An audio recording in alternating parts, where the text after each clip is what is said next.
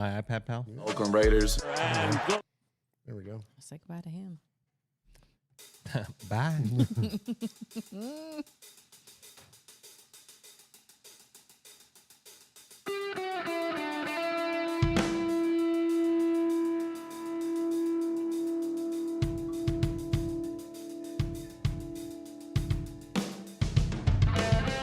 Hey, Ron.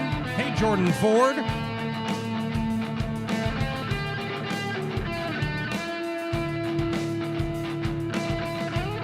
Hey, Martin. Robert Pena. Ron is awfully excited.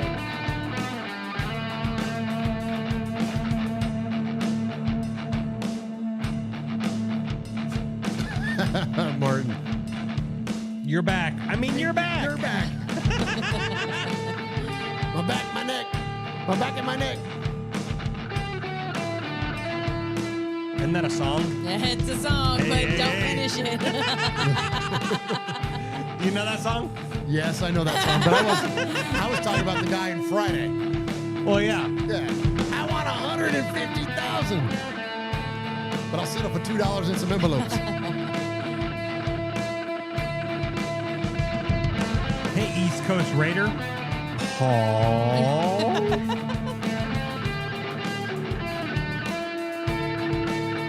Oh, yeah, you're still alive, Michelle. I'm still alive. We could still go 13-4. Just can't lose again.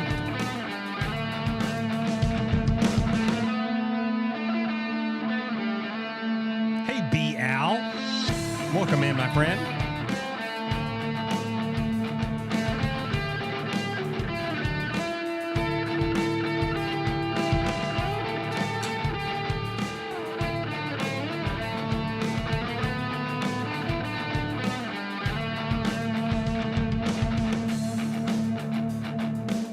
Kevin the Raider Nerd. He was hoping he'd see you in a Raider neck brace. Yeah. Thank goodness, no. Man. Could have been way worse. Could have been. Yeah. Could have been. Thank goodness it wasn't. All right, here we go. What are we doing? Oh, yeah. Episode number 387 of Raiders Fan Radio.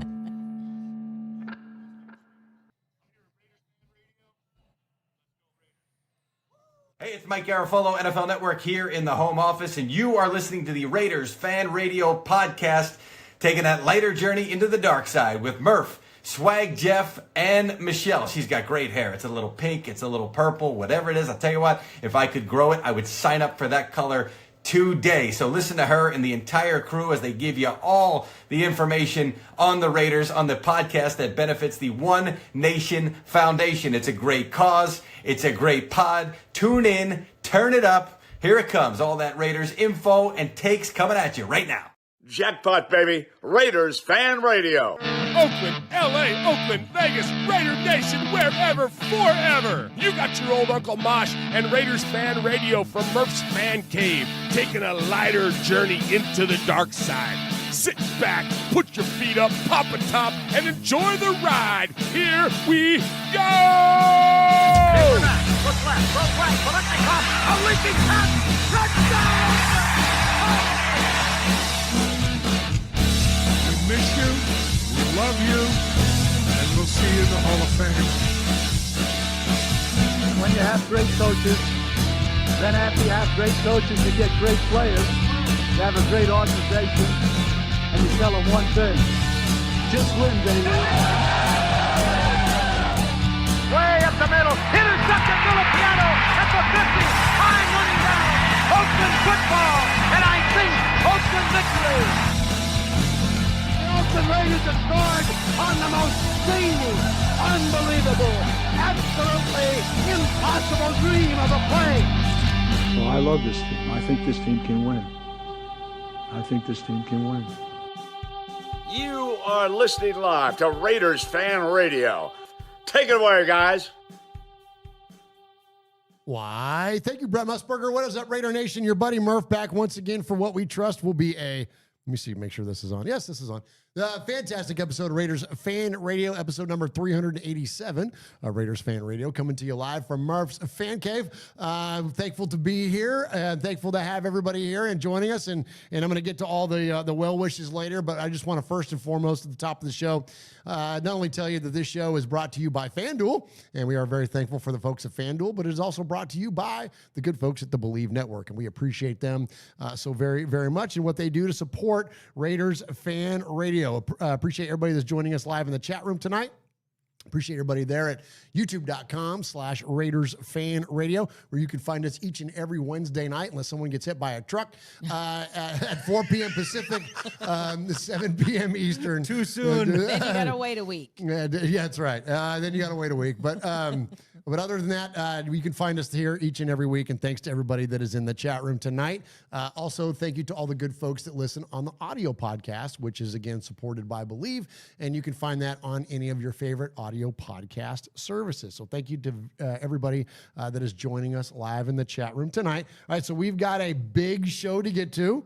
We've got a lot to talk about, unfortunately, but we are going to get into some fun stuff tonight. We're going to talk about it's spooky season. Yay. And we are all embracers of the spook around here. We love spooky season. And so we're going to be talking about scary movies that we're watching and what we've got planned for this year. So we've got that coming up for you. I guess we're going to talk about that game. We're going to talk about this next one coming up, unfortunately. But I really want to talk and look at tonight is that when we geared our talk about the Raiders, we talked about the Raiders that are, right? Not the Raiders that aren't. But I also want to think about what the Raiders that could be. I'm thinking like in those lines because, listen, this season's toast. This thing is done, man. This thing ain't turning around anytime soon. I'm not saying that the Raiders, well, I'll save all that. But, like, this thing is pretty much like let's put this in the review already and start looking towards what the next steps are, and we'll speculate on what we think those things could be. But I want to keep it about that because if we just sit here and go back and go over the Indianapolis game. I mean, my gosh, that's just, talk about just repeatedly kicked in the, whatever. I mean, that's brutal. So anyway, so that's where our plan is tonight. We are going to have a lot of fun. And I don't do this show alone. So let me first and foremost turn it over to my best friend and yours, the man that adorns the right side of the Murf's Fan Cave corner. He is my best friend and yours. He is Swag Jeff. It's style and then profile. Oh my gosh. What up, Swaggo? Oh my gosh, I'm down bad, pal. Yeah, man. I'm down real bad. Yeah, man, for sure. I mean, my team sucks. I'm a chicken shit, right? So I'm watching scary movies. I'm doing all this stuff. My work life sucks. Everything. I'm 37, man. I got nothing. I got nothing. It's just terrible, man. It's just terrible, man. I got nothing good going on. You got a nice Raiders sweatshirt on. I have a nice Raiders sweatshirt. Yeah. I got my grandma hat on. You I've got a beautiful wife and 2 amazing kids. Yeah. And that's all. And the two best friends that a guy could ever ask for. Absolutely. You do have that. Well, you do. I do have that. Yeah, for sure. So no, you're welcome. You're welcome. Let's let him know, Michelle. So lucky. I got some stuff. Yeah, I really am so lucky. No, but for real, like you are so blessed that you have the friends that you do. Yeah. Too blessed to be stressed, bro. Yeah, absolutely, With man. friends like us. I'm telling you, man. You need to be every day you. counting your blessings. Absolutely. So speaking of friends like us, we got some amazing people in the chat room tonight. Jordan Ford, Paul, Mike Downs, Raider Rue. Your shirt looks like a tortilla. Does it? So, okay, I got nothing now. I don't even have a nice sweatshirt. Oh, my gosh. But, yeah, Raider Rue's in there. Gianluca Morelli is in there. Hoffy Raider is in there. Paul is in there. Hooligan Nation is in there. It says, we're all glad to see you in one piece, Murf, with a $20 donation to the One Nation Foundation. Thank you, Hooligan. So I don't even know if you talked about the One Nation Foundation at the top. So I didn't tell them about So we, every dollar that we make here at Raiders Fan Radio, we give to our nonprofit, which is the One Nation Foundation, where we give to different Raider-related charities such as Raider Dad that takes underprivileged kids and their parental figures to Raider games, and we scratched a check for $10,000 to the Belinda Foundation. We sure Sure did, And sure they'll did. be highlighting the One Nation Foundation on Friday at their Crab Fest. That's Yeah. exactly right. Absolutely. And Unfortunately, we're not able to attend. We're not this able year. to attend, but you were able to talk to Fred and Angela. I did. I got a- this week and Yep. got some amazing kind words. Very and nice phone all call, that yes. stuff. So and they said thank you. First and foremost, they said thank you, Raider Nation, because those donations, that $10,000 check that we were able to write, that wouldn't be without you, Raider Nation. We have some amazing sponsors and all that stuff, but the reason that we have sponsors is that they got the attention from you. That's right. You That's know, right. so much respect to you. So hey, so Murph, we don't do this show alone. Thank goodness, no. Hell no, man. So sitting across from me is the one and only, the lovely Michelle Swag. Hey, Michelle. I can't even. Well, no, I mean, That was on honestly, me. No, that was I have nothing positive to bring to the table, so Oh. it only makes sense for me to blow that too. So whatever. I'm down bad. You're down bad. I'm down bad. Oh yeah. I'm down bad. Oh my gosh. I think Raider Nation is just down bad. I think Yeah. we're collectively down bad, and that's where like us getting together, the three of us and all of the amazing people in the chat room, like this is what keeps us coming back. Yeah. I had some interesting conversations on the Twitter there. And I'm gonna talk a lot about Twitter this week because when you're just kind of laying around with What else is there? what is there to do? You know what I mean? So playing on my phone, reading through Twitter and all that stuff. And so there was I guess a big deal Panthers podcast, the guys that did the Carolina Panthers podcast. It's called Meow Mix. And they canceled it. And they said, we're done. They've been doing it since 2019, if I remember right. And they said, we're done. We're not podcasting anymore. This team is, and this organization is just basically inept. And we are done. Like, we're shutting it down. It's not worth the time away from our wives and our kids to invest into doing the podcast. Because for those of you that don't know, when you do one of these shows, especially a full video live thing like what we do, it takes a lot of time. It's not just flipping on the cameras and getting on air.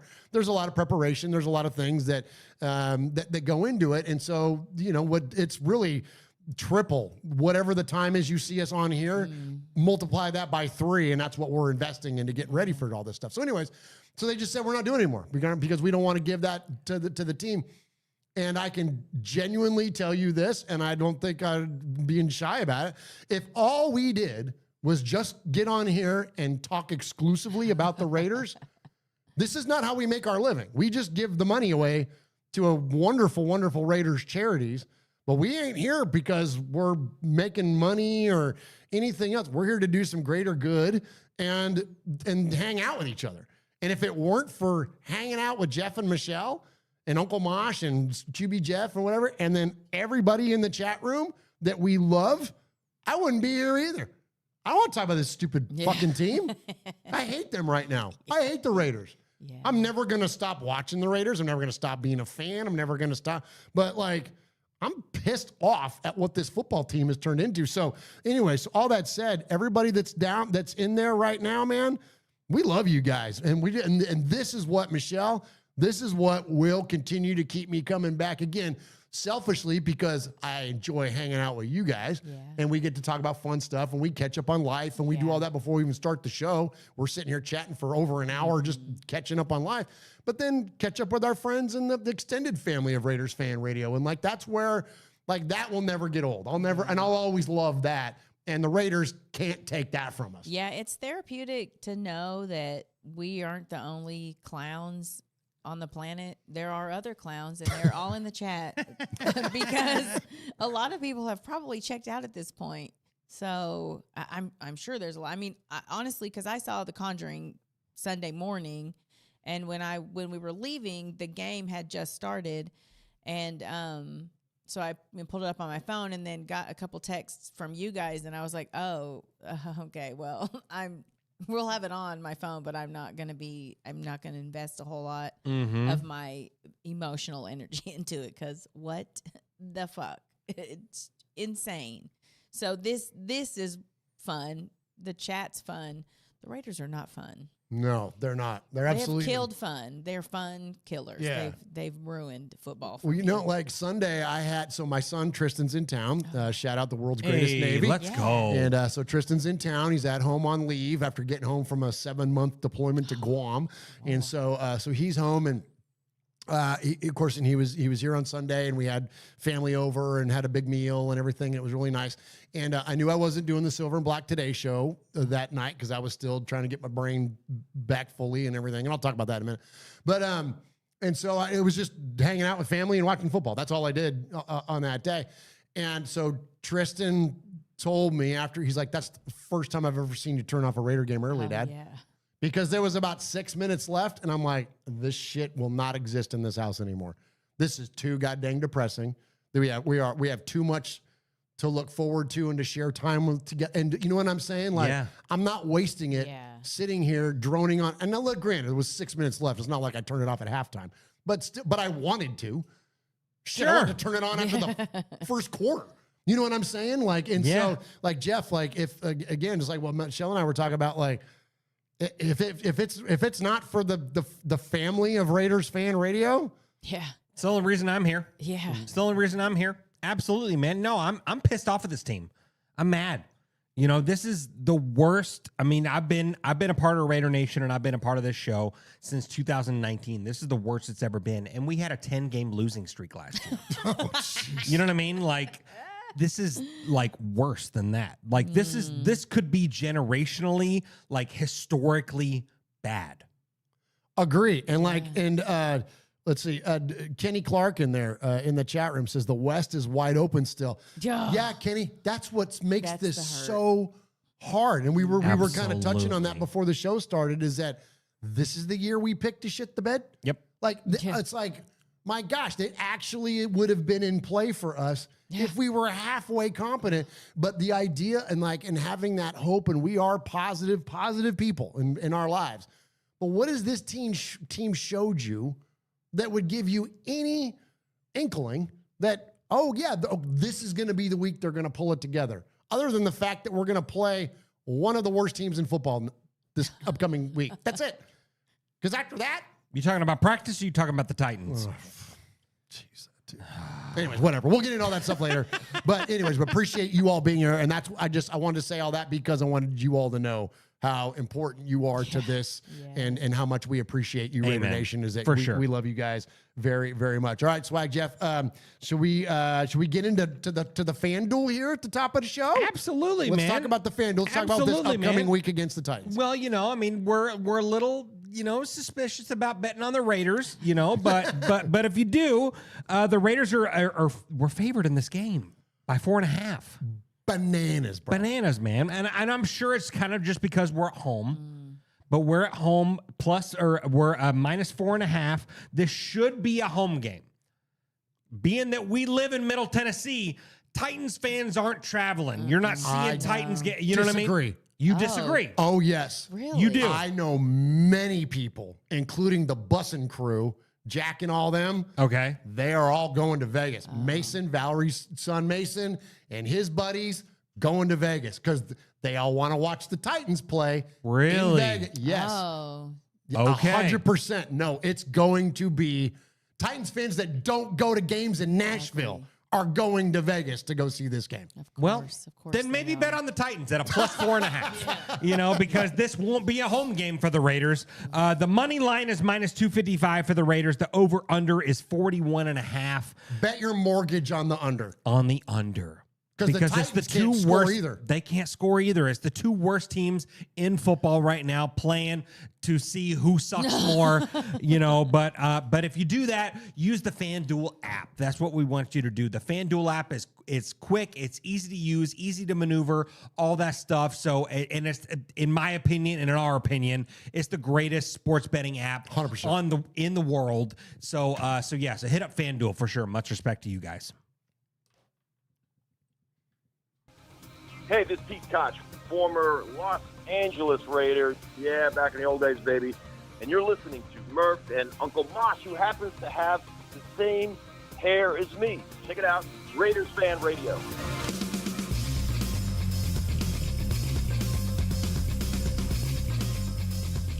What you got for 387, Swag? Oh my gosh. So each and every week I take a significant moment within Raider Nation and relate it back to the episode number. And this one is 387. And this is a fun one, man. I like this one a lot. So we're going back. How far are you going back? Way back. And it goes a little something like this. Hit it. We're going back to Christmas Eve, 1977. Ooh, Kenny Stabler's MVP year. Come on, man. So, and this is a famous game. This is a famous game. Oh, is this the Holy Roller? This is the Ghost to the Ghost to Post the Post. game. Yeah. Ghost to the Post game. So a pair of touchdowns for Dave Casper in the third quarter, and another 10-yard touchdown in overtime. That was 3 touchdowns for 87. 3 87. Hey, much respect, Dave Casper. Love that swaggo. Well, yeah. Oh my gosh. Hey, Uncle Mosh, tell us what you got. Woo! Woo! Hey, Raider Nation, you got your old Uncle Mosh here with an updated contact info. So sit up, zip up, shut up, and pay attention. You can call us at 909-345-3346, or as Murf would say it, 909-345-3346. How about emailing me? You want to email me? Email me at show@RaidersFanRadio.com. Or what about reaching out to us on some of that social media stuff Swaggy likes? Try Facebook at Raiders Fan Radio Podcast. The Twit at Twitter at Raiders Fan Radio. Insta something. Instagram at Raiders Fan Radio. The tiki tiki taki dock. TikTok at Raiders Fan Radio. Or what about the Twitch? Some of you out there twitching. Anyway, Twitch at Raiders Fan Radio. Or if you don't like that, go to the YouTube. America, go to the YouTube. YouTube.com/Raiders Fan Radio.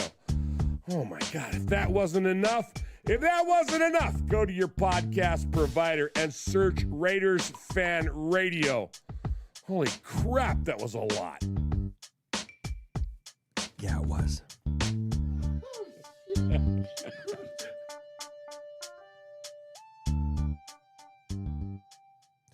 Good. Oh, nicely done. Nice. We never miss, man. We don't. We don't. We really We don't. No false starts on this offensive No. line. Hell no. That's right. No INTs, bro. All right, so here at the top of the show, America, go to the YouTube right now. that's right. So here at the top of the show, we don't do props, we don't do shout outs. There's nothing wrong with those things, but we're Italian. We like to give a little bit of respect.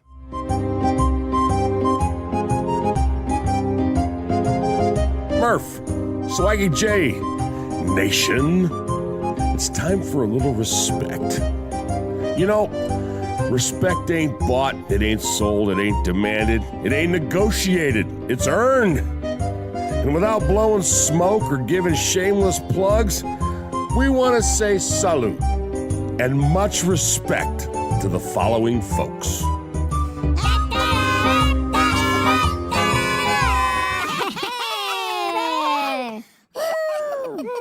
Did you buy any trucks lately? We did. Nice. How's your neck, bruh? Getting rear-ended by a truck is better than getting rear-ended by the Raiders every Sunday.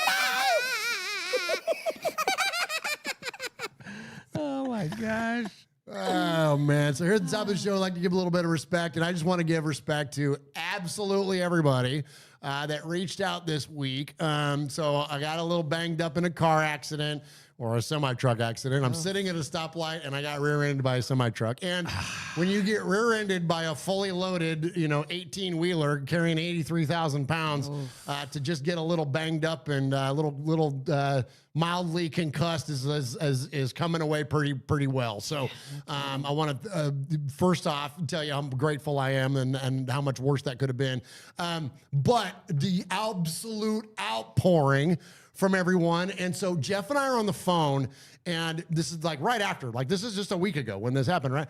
We're on the phone, and I go, and he's like, we aren't doing a show, huh? And I'm like, bro, I don't think I can. I mean, I almost like shook, and I'm just like, my head hurt so bad, and I was just like, couldn't do it. And so I'm like, but please let everybody know that we can't do the show. And he goes, well, what do you want me to tell everybody? I said, just make a joke about it. Like we always do with everything. Like just make a joke about it. I said, I'm going to be fine. I said, but just let everybody know that I got a little banged up and that, we're not going to be able to do a show tonight. Well, God bless you. You are the sweetest man in the world, and I love you to death. And so Jeff goes on and as asking for prayers and whatnot. And so all these, everybody from Twitter, Facebook, like you text messages, emails, like an absolute outpouring from everybody. And I almost felt bad because I was like, oh, y'all, like, I'm going to be okay. But like, you know what I mean? Like, I hope that, and because a lot of people are like, oh my gosh, you scared us, or we got, you know, I'm like, well, I mean, that wasn't, but I didn't want to like draw, I wasn't to be like, oh, everybody, like, pay attention to Murf because he got in you know what I'm saying? It wasn't. It's not that way at all. Okay, well, it was just very, I was just overwhelmed by the kindness of everybody, and it was just very, very sweet. Everyone that hit up and all of you, I can't even name them all because there's literally like, I'm not even kidding, hundreds and hundreds of people reached out. And so thank you to all of those of you very, very much for that. It just warmed my heart, and thank you to you two, and just, you know, everybody that was so supportive of everything. And because I don't like missing shows. Yeah. Like I don't love that. I don't, you know what I mean? Right. Yeah. And I felt bad that we were missing a show. And so I was just wanting to like kind of let everybody know. And so anyways, but thank you to, and Ernesto, on this call this week, had something here at the top of the call. So this is just kind of reflective of like a lot of what I was hearing this week. And so again, guys, I can't tell you how much I appreciate it and meant to me, and almost makes me emotional now thinking about it, because it's just like, I mean, I'm telling you, like, you know, I didn't do Silver and Black today, and Scott did this really cool thing where he was bringing in other fans. No, it was super cool. You know, and it's like Pastor Mike is from behind bars is going in from the hospital from emergency surgery, and I'm like, well, now I feel like an idiot. You know what I mean? Or just like, you know, and then like Kevin was on there, and Kevin mentioned it multiple times. And so, again, just thank you to everybody, man. I can't thank you all enough, and we love you guys. And that's the whole, here we go back to the conversation we started off the show with. The whole idea of this being family, there you go. Yeah. Ain't nobody reaching out to Colin Coward if he gets a little banged up in a car. You know what I'm saying? There you Not go. to Well, that there level. probably are, but they're probably saying, I wish. Yeah, good. Damn it. Too bad that guy wasn't going missed. faster. Yeah. Right. Yeah, but anyway, so here we go. Let's check in with Ernesto.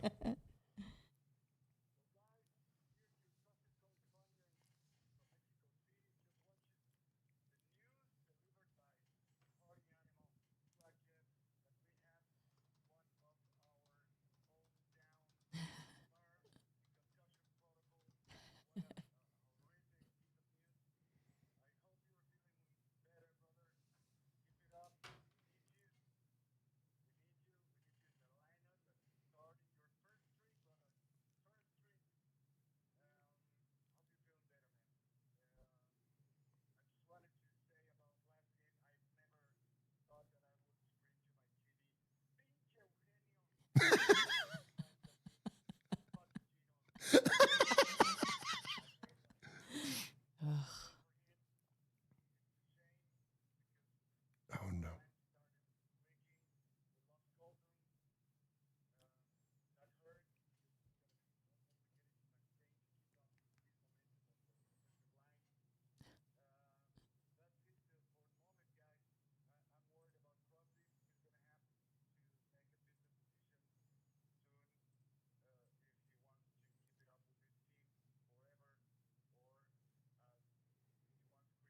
Oh, no, it says they can't hear the call. Yeah, is that on just the Cape Cam they can't hear? I don't know everything looks good on the audio board here. Let me turn this on. Maybe we can hear it this way. Let's try this. Tell me if there's it might So echo. guys, here's your trusted correspondent from Mexico City. Just watching the news delivered by the party animal, Swag Jeff, that we have one of our own down, Murf, in concussion protocol. What a horrific piece of news. I hope you're feeling better, brother. Keep it up. We need you. We need you. We need you in the lineup that's starting your first string, brother. First string. Hope you're feeling better, man. I just wanted to say about last game, I've never thought that I would scream to my TV, Pinche Eugenio, like 1,000 times. That means fucking Gino in Spanish. I hate what happened. Awful game for him. It's a shame because our line started clicking. We lost Colton. That hurts because it's going to be more complicated to maintain, to keep up this momentum of the offensive line. That's it for the moment, guys. I'm worried about Crosby. He's going to have to make a business decision soon if he wants to keep it up with this team forever, or as he once criticized, chase a ring in another team. I believe that we're going to see that scenario sooner rather than later, and I hate it. But I'm still optimistic that Gino will bounce back. I don't know how many wins we're going to get. But kudos to Max, kudos to Colson, to Dylan Parham, he improved. Jackson Powers Johnson, of course. Ashton Genty, breakout game, awesome. That's it. Just giving the props to the guys that delivered a good game. And pinche genio. Have a good one, guys. Go Raiders. There's Ernesto. There you go, Ernesto. Paul says he needs to rehearse that for Sunday. We're all going to be screaming that at the TV. Oh, my gosh, I know, right? But I appreciate you, Ernesto. I appreciate, once again, everybody that reached out this week. I love you guys so very, very much, and you're incredibly kind, man. Thank you so very much. Absolutely. Hey, so I got a little bit of respect.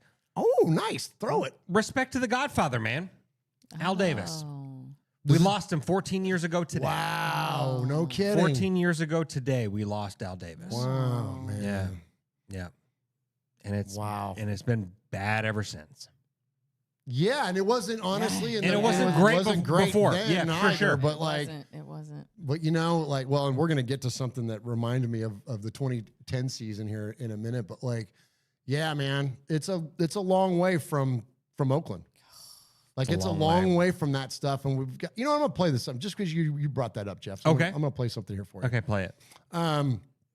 And hopefully you guys can hear this. I might have to mute button. But this is Ryan Fitzpatrick and Andrew Whitworth on their. I guess they do a podcast because now they're the guys that are doing the Amazon Prime. Oh, sure, right? They're doing the color for Amazon. Yes, not color, but the pre-game show and post-game show. Sure. And so they were on there, and they were talking about Oakland. And so this is really cool, and it's just. I'll talk about it in a minute. Listen to this clip first. My most hated stadium ever was Oakland. I was about to say that's an easy one. Oh my God, that was the worst by far. Yeah, like all the dripping and the water, and that so place was gross. nasty. Well, and there's a dirt infield. I mean, the dirt infield. Nothing like getting there. It's 3rd and 8, and I've got Khalil Mack coming off the edge, and I got to dig my feet into the second base track. I'm like, man, what is going on? What are we doing? I'm on dirt right now. Yeah, and then you're getting high from the smoke. There's just a cloud kind of around the stadium there too, and some of the oddest looking fans ever. I mean, all the outfits, brutal. They're dog cussing your parents who are wearing your jersey. It was not a fun place to play, to say the least. All right, so there you go. You got Ryan Fitzpatrick and Andrew Whit. We're talking about Oakland, and I think that just you saying that, and of course, Jeff, respect to Al Davis, the great Al Davis, and everything that he did to craft what is the Oakland, Las Vegas, Los Angeles Raiders. We are so thankful for everything that man did, and we've had entire shows, let alone segments on Al Davis. But I think in moments like this too, especially when considering the way that the team is, it makes me so nostalgic, Michelle. And I'm not a live in the past guy. I love nostalgia, and I love it. I'm a fan of old Hollywood. I'm a fan of older music. I'm a fan of talking to Fred Bolitnikoff this week, and I'm like, there's an award named after this guy. Yeah. You know what I'm saying? It's I have such respect for nostalgia, but I don't live there. I like to live looking, as the old saying goes, looking out the windshield, not the rearview mirror, right? Mm-hmm. I want to look forward. But it's hard right now, Michelle, with the way that this current, not even just the on the field play, but all the idea that we can't even fully take over our own stadium, besides the rarest of occasions and whatnot. It makes me nostalgic for even those Al times. Even when they were bad, it was still almost all Raiders. You know what I'm saying? It was different then. And so I know it's not going to be that. And so this isn't me trying to go lament that, it's not, what that anymore. But there is a big part of me that freaking really misses that. And I don't know if we'll ever get it back.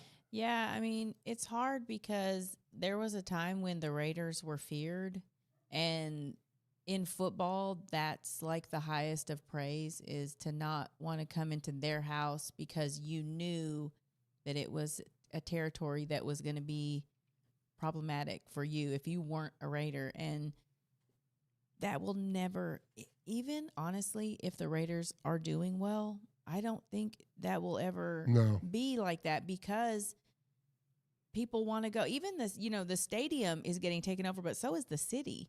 Like the city, even if you're at a bar, you probably got, half and half, or even people are there in jerseys that aren't even teams playing, because they just want to be in the city. Right. Yeah. Yeah, it is. And I love nostalgia, but it's hard to look back at that and know that we have to figure out how to like I guess we don't have to like it, but it's never going to be that, and that's sad. It sucks. It does. And that even start to hit. I brought it up on Silver and Black today this offseason, Jeff, that idea that, like, even despite the Raiders before we saw the performance of this season, I found myself really kind of mourning the idea that Oakland is done. And it was because the A's left. And that was the thing that kicked it off for me, was that the A's were playing in Sacramento, and it was like, okay, so that stadium and those teams that I grew up with, that part of my life, is gone. It's officially dead now. Like it's never coming back. Like it's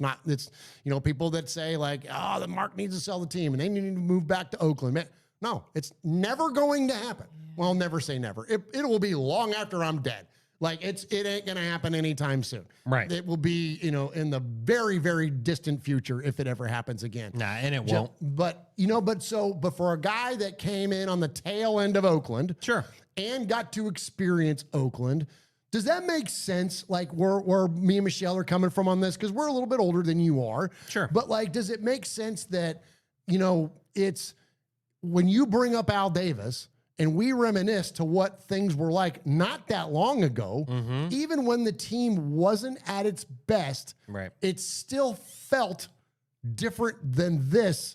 Like, I don't know what to cling on to right now that's not these people in the chat room and our family of friends. Like that, I don't know what else that could be Raidery that I would cling to, where that attitude of what Michelle is referencing.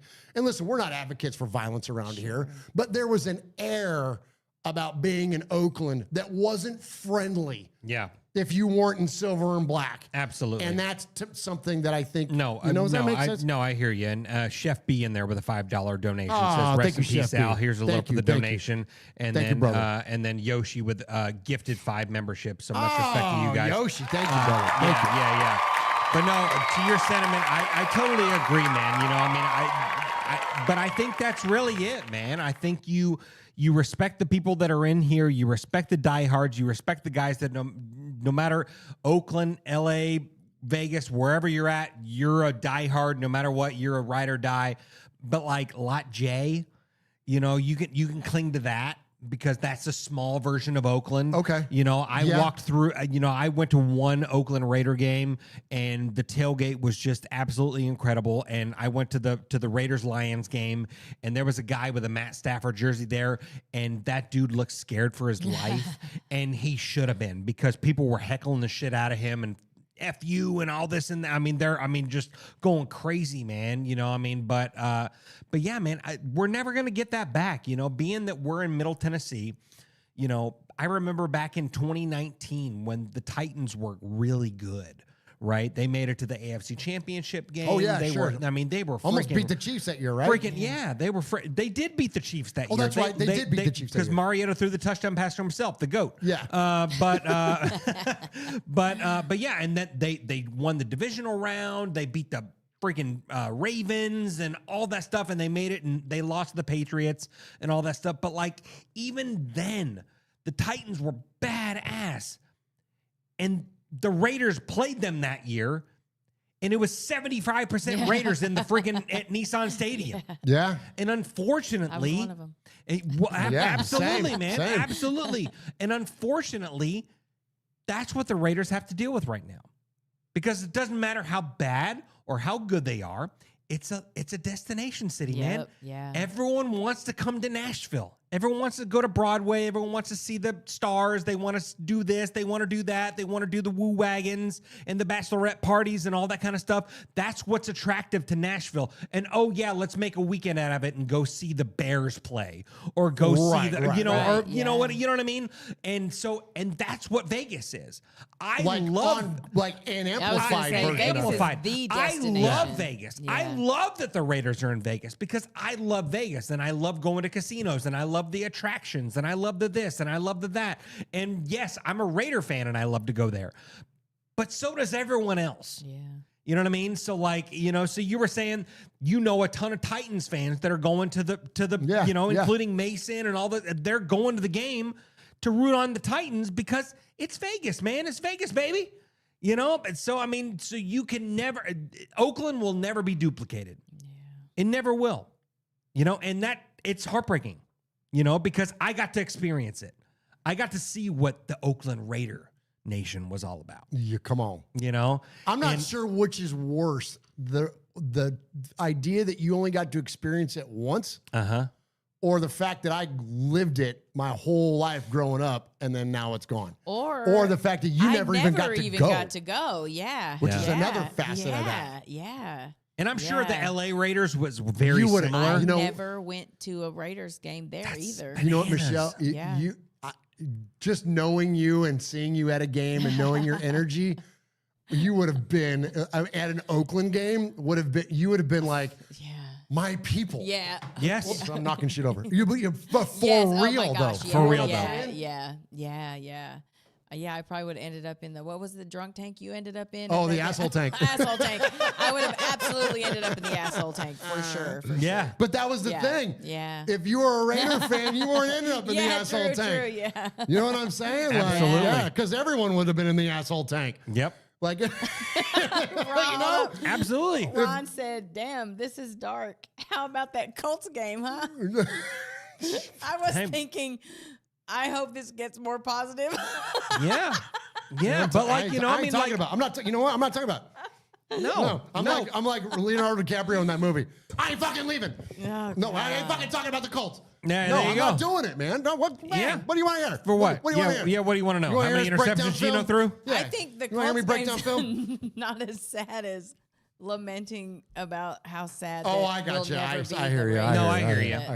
I hear you. I broke my shit over here. Yeah. All right. Speaking of that, I'm going to read you an email and then hit a break, swag, and then we are going to talk about some of the more current stuff and not just bitch and live in the past. But you know what, man? It's all we got. What else do we have? Because right now, I got nothing. I got nothing. You're 52. You got nothing. 52. Okay, this is another. Oh, you know what? Here, we're gonna do it. Man, foul mouth tonight. Okay, so hey, easy. I'm the only one who dropped a fuck tonight. Oh, there it is. Oh, hey, there you go. I already did. So this really nice kid named Luca on the Twitter there answered one of my tweets, and he said something about I hear from my dad about the days of good and the Raiders and yada yada. He's like, I'm a younger Raider fan, and I hope that one day I get a chance to experience that, and maybe one day, and just kind of with laughing and whatever. Real nice tweet.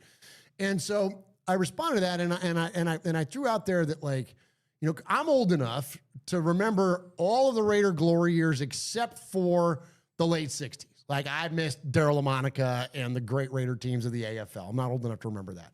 But I'm barely old enough to remember the Raiders of the late 70s, and I definitely remember the Raiders of the 80s, like even that very first one with against the Eagles and whatnot. And then, of course, of the 90s resurgence in Los Angeles, and Art Shell 1.0 and that, and Bo Jackson and all that stuff. And then go into the early 2000s with Gruden and all that. And then, of course, the 2016 blip on the radar. Like, so I've seen them all except for that latest one. This poor kid, what has he got? He got 2016? And so it led me to my tweet. My sentiment was that I genuinely feel bad for younger Raider fans. And we've talked about this before, is that Michelle and I each have 22-year-old sons. Yeah. And I have my youngest is 19. They've never seen the Raiders be anything other than an inept organization that is constantly a victim of its own folly. They make horrible decisions, regardless of who is on staff, regardless of who owns the damn team, regardless of what city they play in, regardless of who the quarterback is, regardless of who the coordinators are. Like, it doesn't matter.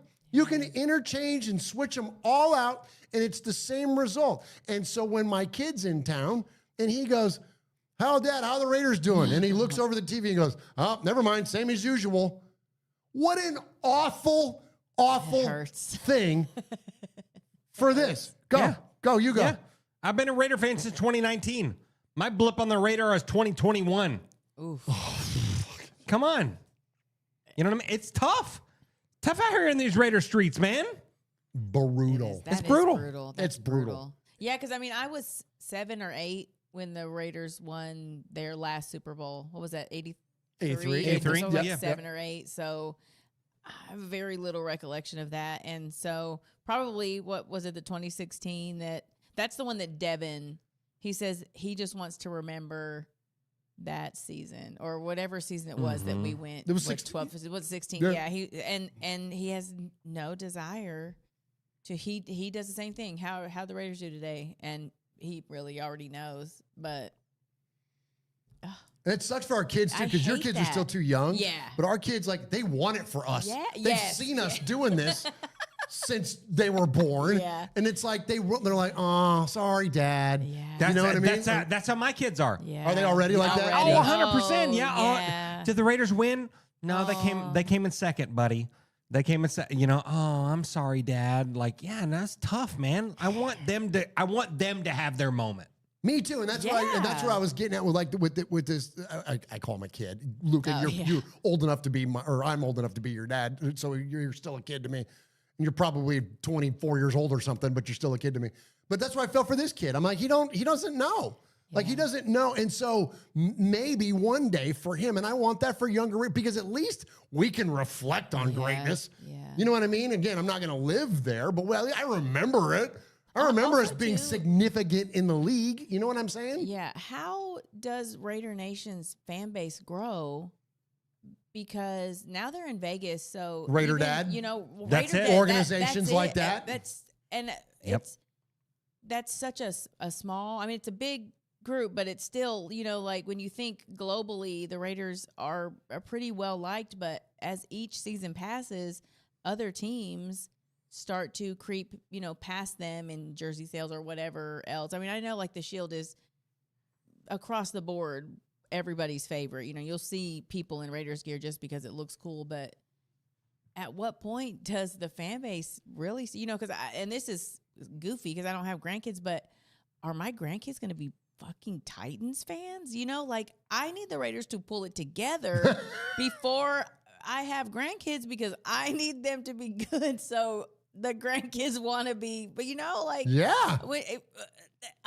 I don't want. They say it only Titans takes fans. 2 generations to be forgotten, dude. And they are working really hard to They're make that. working on that in one real generation. hard. Absolutely.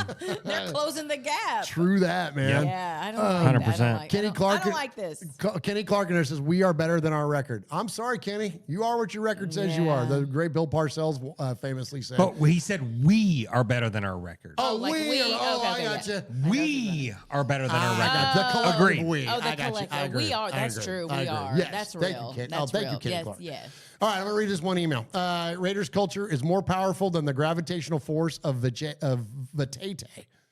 Jeez, this one's going to have me. This is why I chose to read this one. I'm like, I'm not giving Hey, this. let me stop you right there Okay, please do. because you were talking about just how great the Raiders logo is and all that stuff, Yeah. and you see it everywhere and all that stuff. Jordan Ford says the Usos were wearing a Raider hats on Monday Night Raw, and I saw that too. Oh, really? Raiders and pop culture, yeah, man. And these guys are from San Francisco.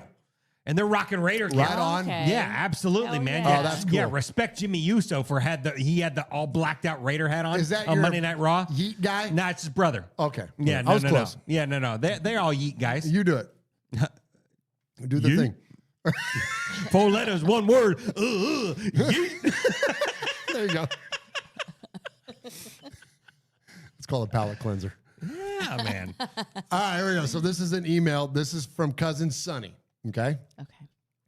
It's titled, The Raiders Culture is More Powerful Than the Gravitational Force of Vatete. Murf, Swag, Michelle, Uncle Mashikins, QB, he might have been drinking when he wrote that. I don't know what he's doing. And QB Jeff. To all the made men's and women's out there, let us bacon. I am now dumb for the Raiders. Yes, that's correct. Dumb as fuck for the Raiders.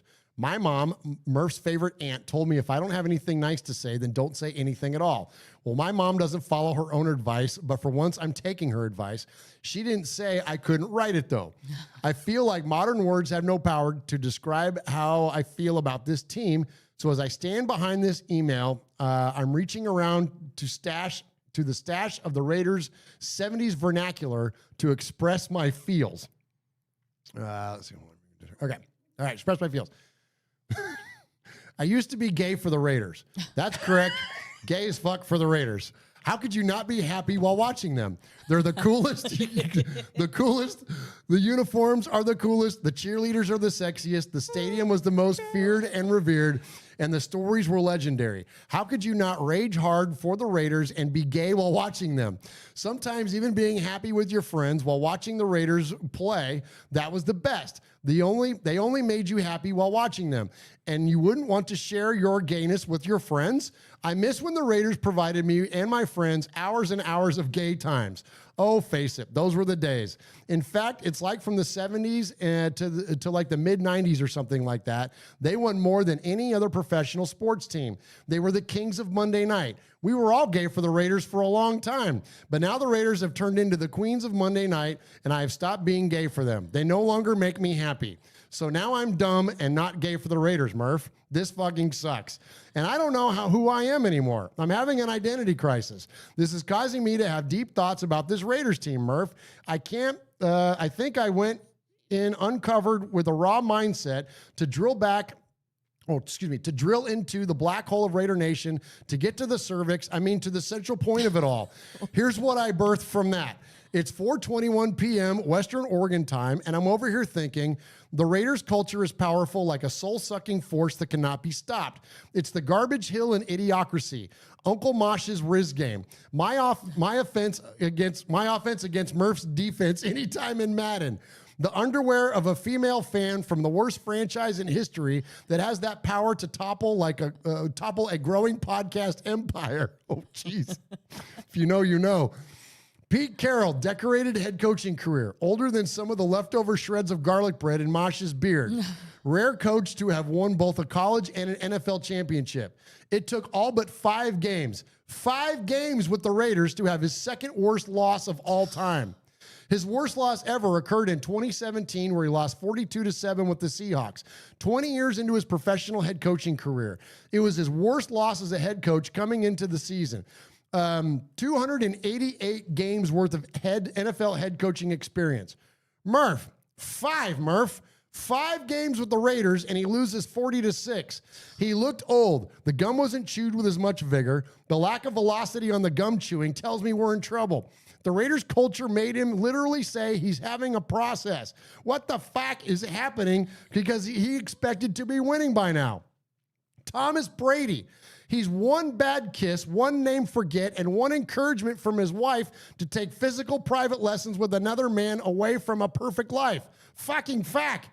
But not even him, Murph, not even Thomas Brady's influence can overcome the storm that is the stench of the Raiders. The Raiders culture has engulfed the greatness of Pete Carroll and the greatness of Thomas, one bad kiss, Brady.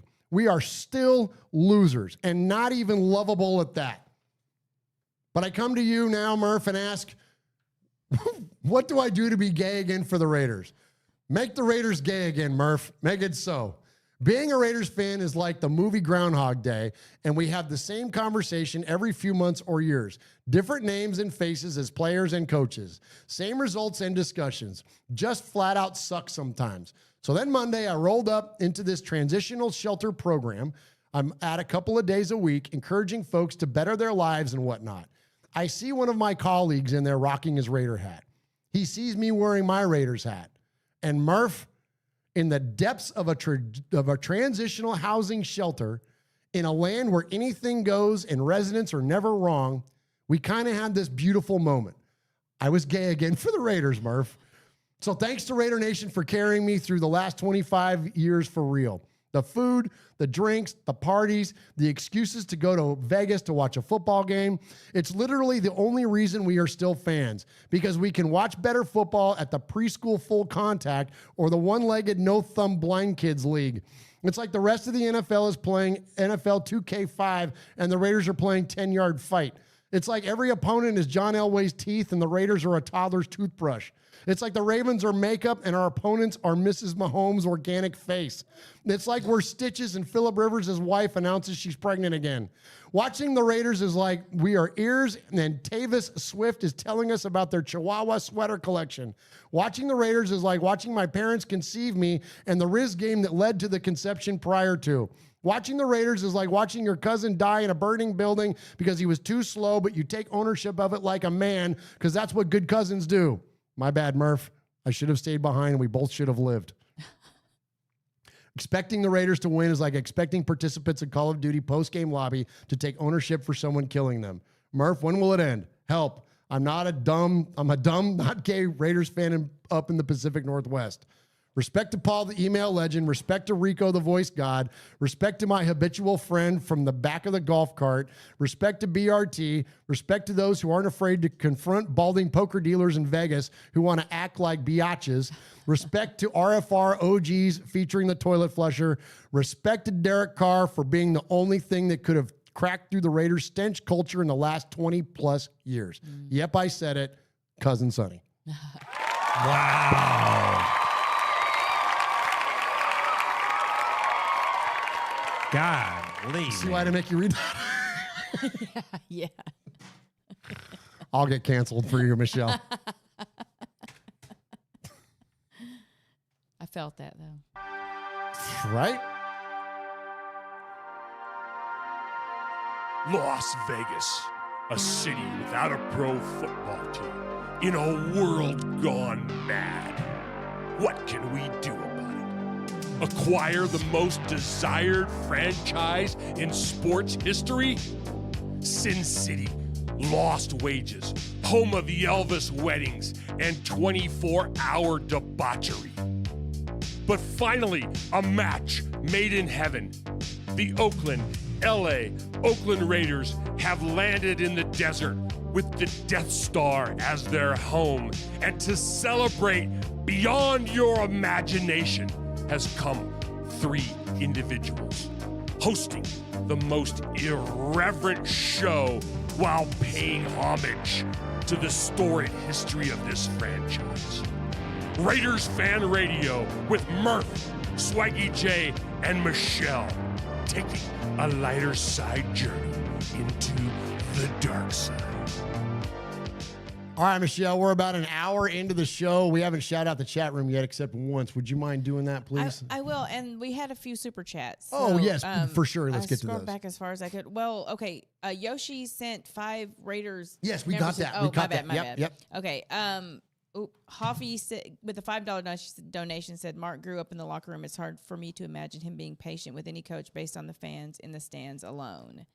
And then he also left another 5 and said, my 5-year-old thinks the Raiders are so nice for letting the other teams win. Thank you very much for and that then donation. Thank Kevin, you. the Raider nerd, left Kev. a $10 donation. Hey, and said, thank you, Kev. The Raiders are so bad, my coworkers have stopped giving me shit for being a Raiders fan. They now show me pity and feel sorry for me. What's worse? That's when you know it's bad. Oh, yes. That's when you know it's bad. That's when you know it's bad. 100%. First off, thank you to everybody on that for that. Thank you for all that. Absolutely. And you know what? And that's true because I've got some coworkers that are like that too, that'll be like, hey man, I saw your Raiders, man. But sorry about, they're going to get back. Or like, even in this guy that I work with, he's from Indianapolis. He played ball in Indiana and whatnot. And so he's a big Colts fan. And he was like, hey, look forward to the game today. Like, this should be a good matchup, whatever. And I'm like, yeah, I hope so, man. Like, I don't know. We'll see where this thing's going to go. And after the game, he's like, oh, man, that was a tough one for you guys, but hoping you guys will pull it together. And I'm like, fuck. No more like, we kicked your ass. Nope. No, it's like, niceties. That's when you know it's bad. Jeez, right? Yep. It's terrible. All right. Okay, so we're going to kick off this discussion about the current version of the Raiders. It only took us an hour to get here, but hey, listen, we're here. And we're gonna check in with Pete. All right, I'm gonna preface a little bit. Just say this: I never thought that 5 games into this season I would about be over Pete Carroll. It didn't take long. It took me longer to get over Antonio Pierce. It took me longer than Josh McDaniels. Like on Pete, and I'll tell you guys why after we hear some of this stuff. But like, I'm about already out on this freaking guy. How does the first 5 games here with the Raiders compare to your starts with other teams in your past?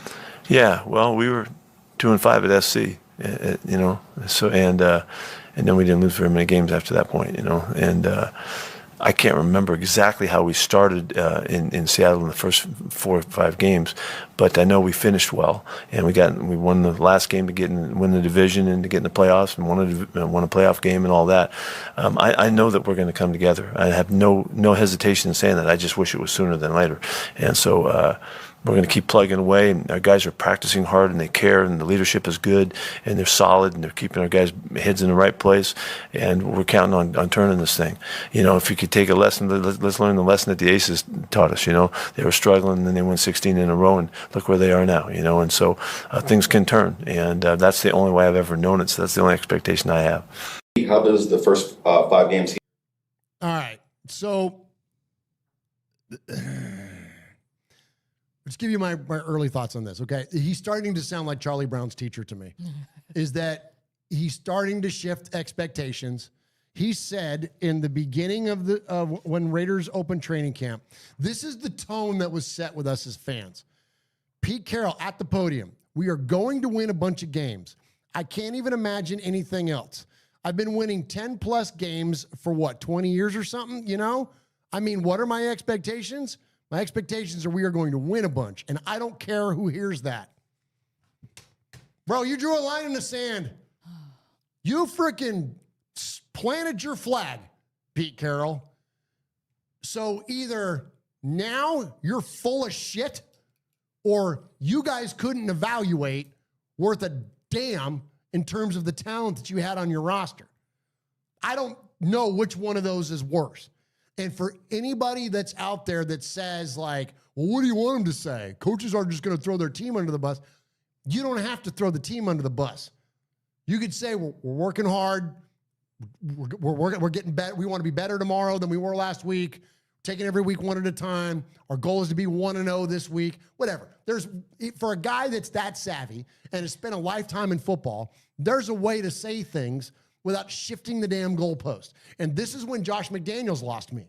But it took him that long to shift the goalpost because it went from we're going to win now to, well, we're going to temper expectations a little bit. We need to have more practice, whatever. And then we're going to get to some of that other stuff there as well. But this idea of comparing the 2025 Raiders to a 2025 WNBA team and then comparing them to a 2001 USC team that was basically built on NCAA violations. Like, what are we doing? Like, you're not drawing comparisons. This is apples and cornflakes, dude. Like, what do you do? Like, this is now these are the types of communications we're getting out of this coach. And Jeff, shifting of goalposts to me, that's like, it's because things start going wrong. You start to have regression. And he knows, just like we do, regression is the ultimate indictment of bad coaching. Right. When you are doing a poor job coaching, the team gets worse. The locker room gets worse. Yeah. The culture gets worse. So you start changing the messaging to accommodate, to try to appease. It's a bad look for a guy like this. And if this team is then now in a, quote, rebuild mode, well, then why do we have a 35-year-old quarterback and a 74-year-old head coach? Right. That's not what you rebuild with. Right. So we're all so confused, and it all comes on the heels of this dog shit performance against the Colts where we got whacked by 43 goddamn points. Yeah, no, I totally agree with that. I think, a couple weeks ago I said Josh McDaniels and Pete Carroll are not the same. I kind of compared them, but I kind of didn't. But now I am comparing them. Pete Carroll comes on the press conference last week or week before, whatever it was, the last 2 weeks in a row. He said, we've had a championship-like week of practice. This is the shit that Josh McDaniels said. We had an epic week of practice. Oh, my gosh. We looked absolutely incredible. Well, yeah, you know what? When fucking Geno Smith is playing quarterback for our Las Vegas Raiders, our defense will have a badass week of practice. And when you cut fucking Jermaine Pratt, yeah, your offense is going to have a badass week of practice. Get the fuck out of here with this stuff, man. Come on, this Swag is Jeff. absolutely unbelievable, man. It's absolute bullshit, man. And Josh McDaniels won 6 games his first year. We're not going to win 2, bro. We're not going to win 2 or 3. This is just absolutely horrible. And the personnel issues and stuff like that, speaking of Jermaine Pratt, why are we cutting our best linebacker? And he got picked up by a top 5 defense. The Colts. He should have just got on the plane and sat in the friggin' hotel and waited. But you look at Jermaine Pratt. You look at JPJ. What does the coaching staff have a problem with JPJ? They had a problem with Jermaine Pratt. They sat him. They sat Raheem Mostert for the first 3 weeks of the season. What is going on there? I don't understand what is happening.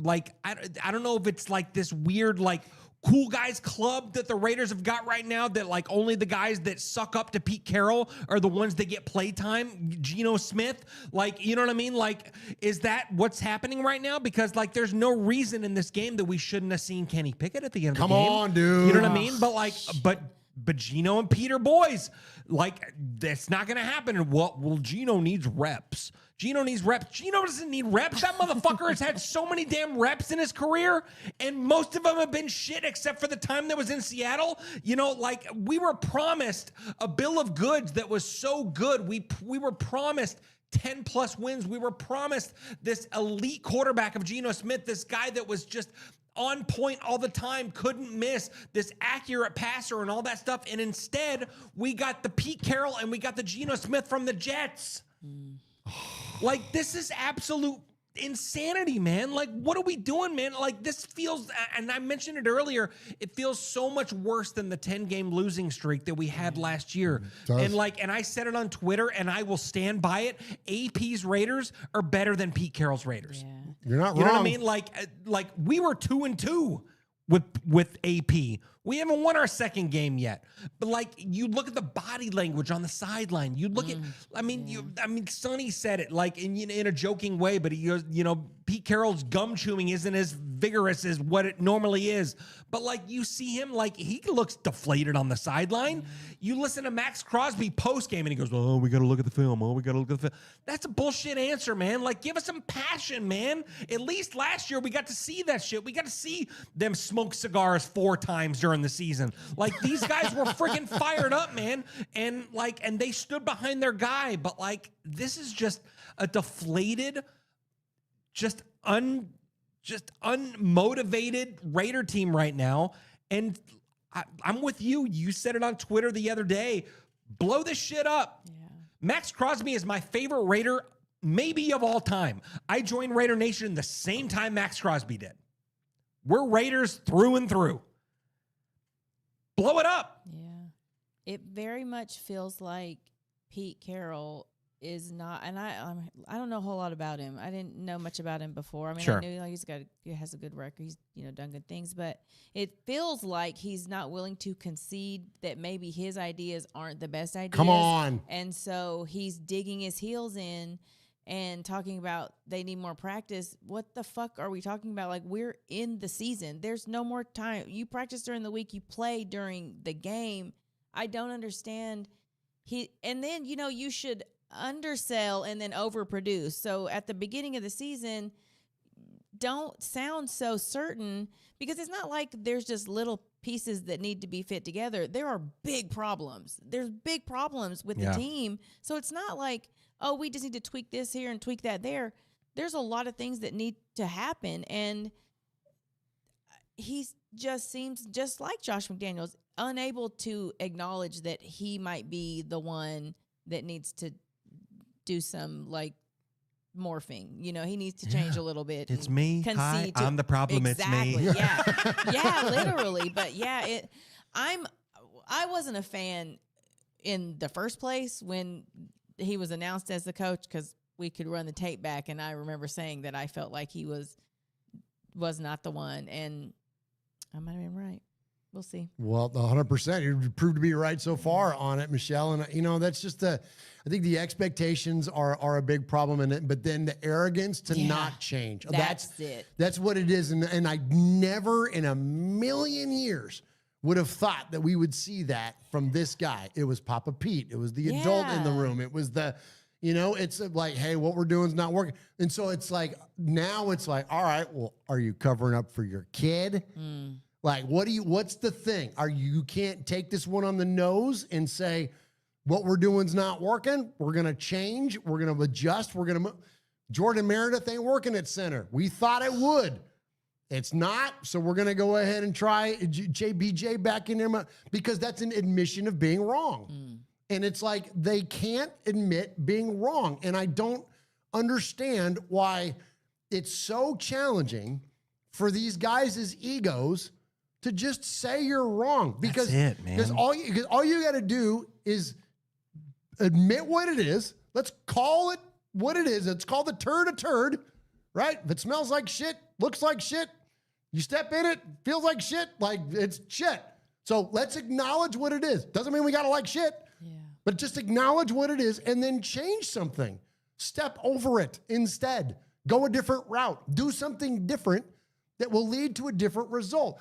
But your ego is so goddamn inflated that you can't say, this is on me and we got to do something a little different on that. You know what I'm saying?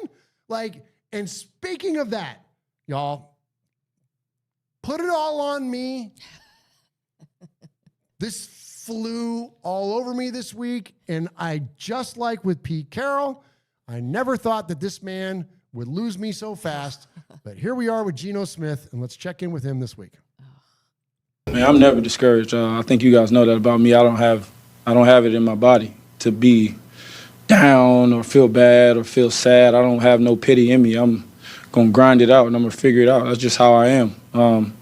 Again, if something don't look right out there, put it on me. Offense, defense, special teams. If it ain't looking right, it's on me. So I'm gonna figure it out. Geno, you play one position. You play quarterback.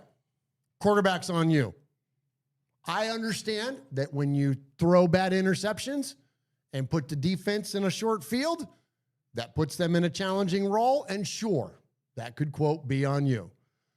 Special teams, by not converting on third downs or scoring in the red zone, you put special teams out there, and whatever happens with them on that, that could be loosely, indirectly put on you. But I think the sentiment here is what I had a problem with.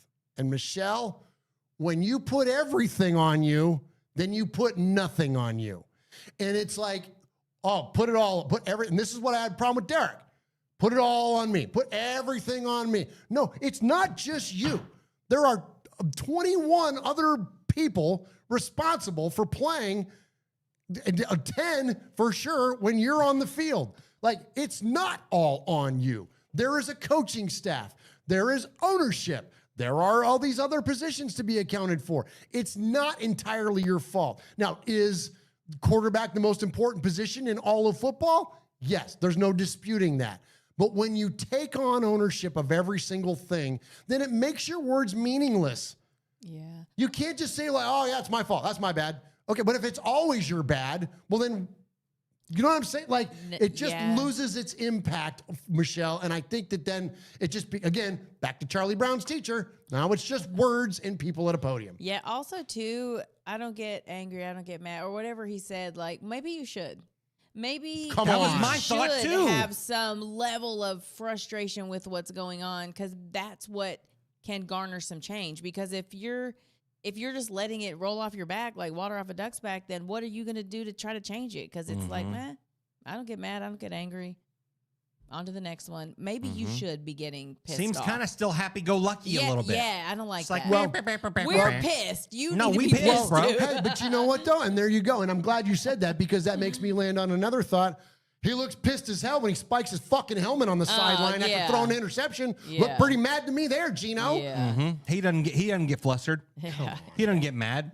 Break. You know, I'm telling you, man, this quarterback play that we've seen so far out of Geno Smith, and even over the course of the last few years, you know how we feel about the Kardashians, right? Oh, geez, don't start with this. I'm telling you, man. I'm telling you, man. These people, man, they're just using this as an opportunity to type on Twitter, God man. dang it, some quarterback prove these fuckers wrong, man.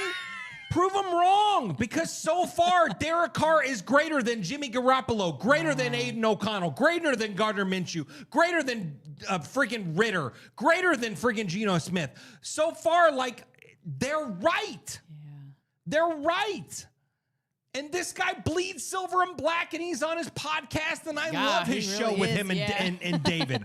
I think it's fun. I love it, and he especially that Gruden on. That was hilarious. Absolutely, man. Yeah. It was absolutely fantastic. And this guy says, "Well, I'm staying in shape." You know, I'm staying in shape just in case. You never know. You never know. You never know. But like, some quarterback, please prove those Kardashians wrong. Like, you know what I mean? Like, it was time to move on from Derek, and I totally understand that.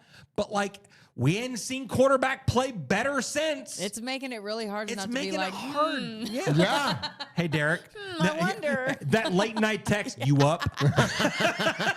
You know what I mean? Like, come on, man. Just send him a peach emoji. Oh, an eggplant. Oh, yeah. Then you can be gay for the Raiders. Hey! We call that a callback in the business. Nice. Oh, Hey, my God. Hey, so Raider Ryan in there became a member for 13 months. Says, talk that shit, swaggy. Oh, yeah, nice. yeah. What did he do? He became a member for 13 months. Remember? You remember? You don't remember? You remember? Remember? Shit, you cried a lot. I thought you remember. Thank you, Raider Ryan. There you go. And then it's your boy Manny says, okay, I know we watch Carr and David's channel. Is it me, or does it look like Derek Carr found the QB fire that he had lost?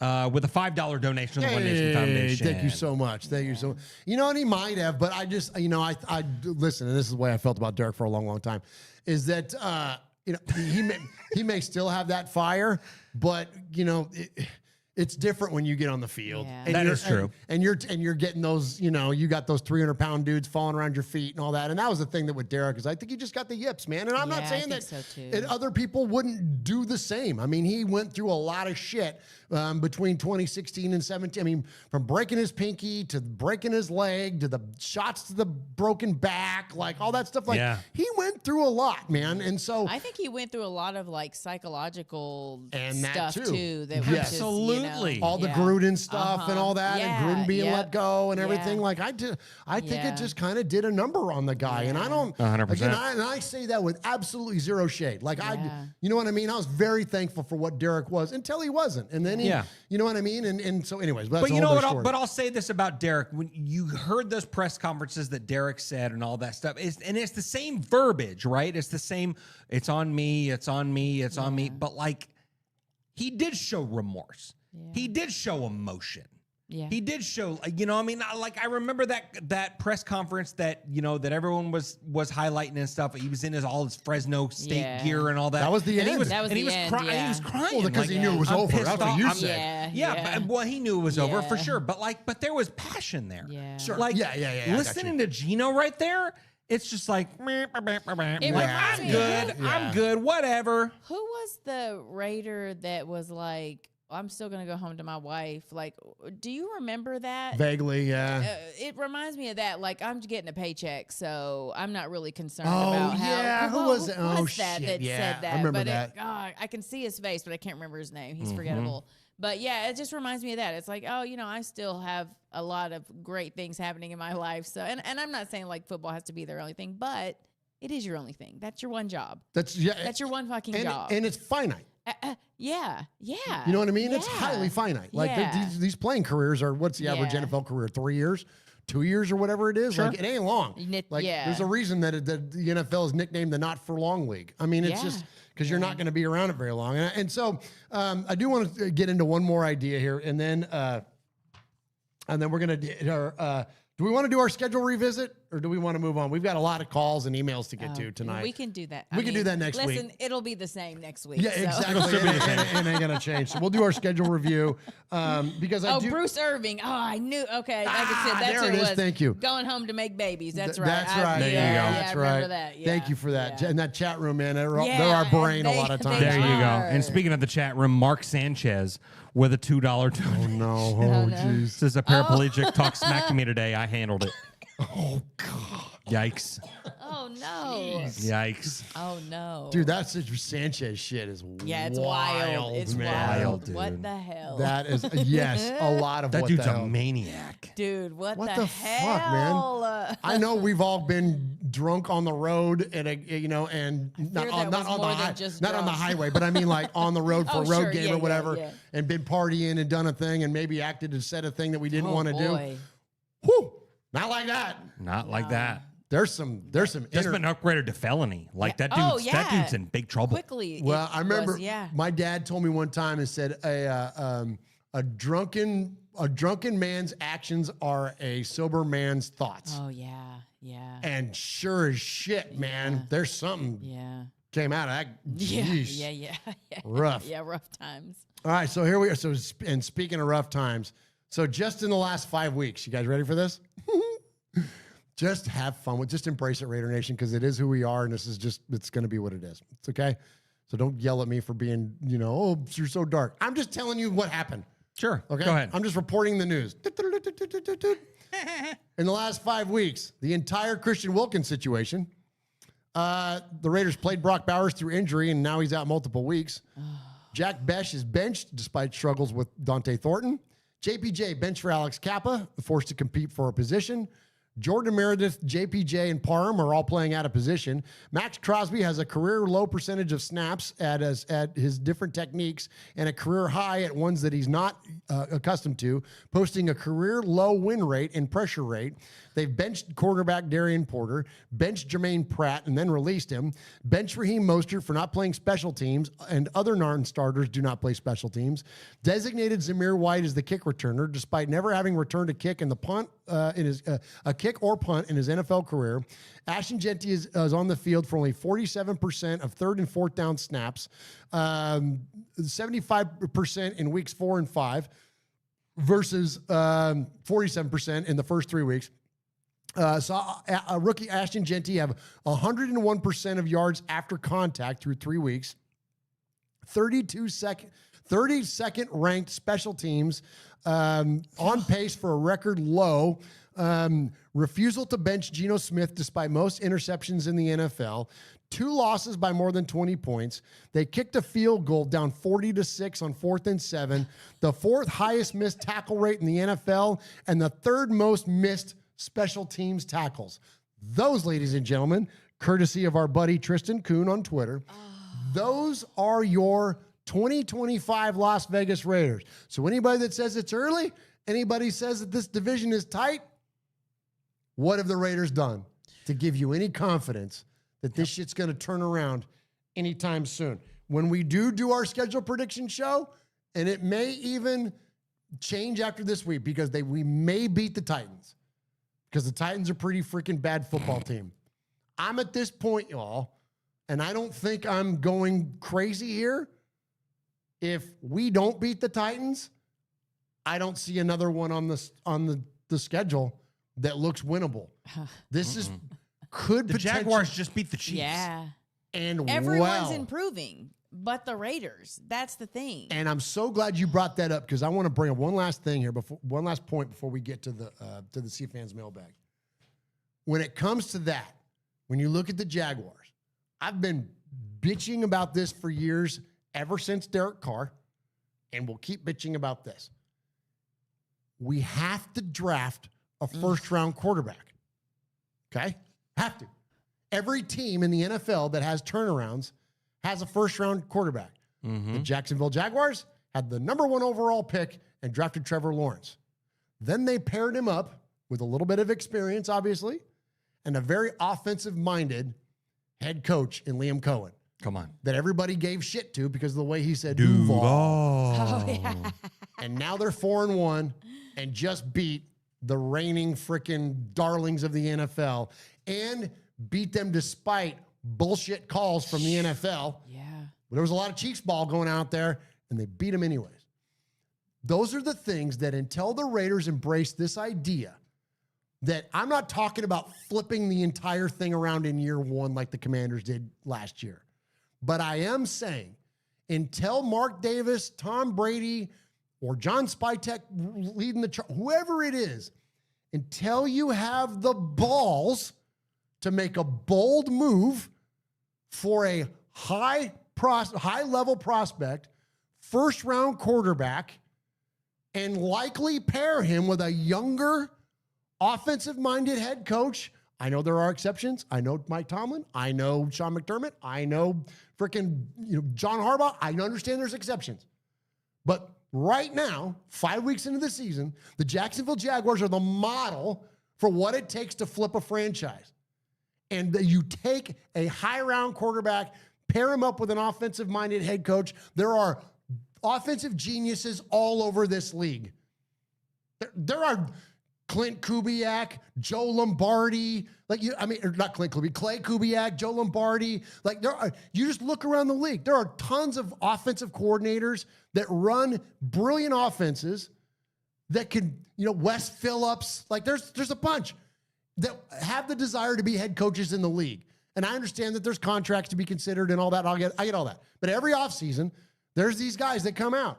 There's the Ben Johnsons, there's Liam Cohen's, there's Todd Monken or whatever. You pick one. Until the Raiders do that, this is what we're going to continue to freaking have. And if they did, if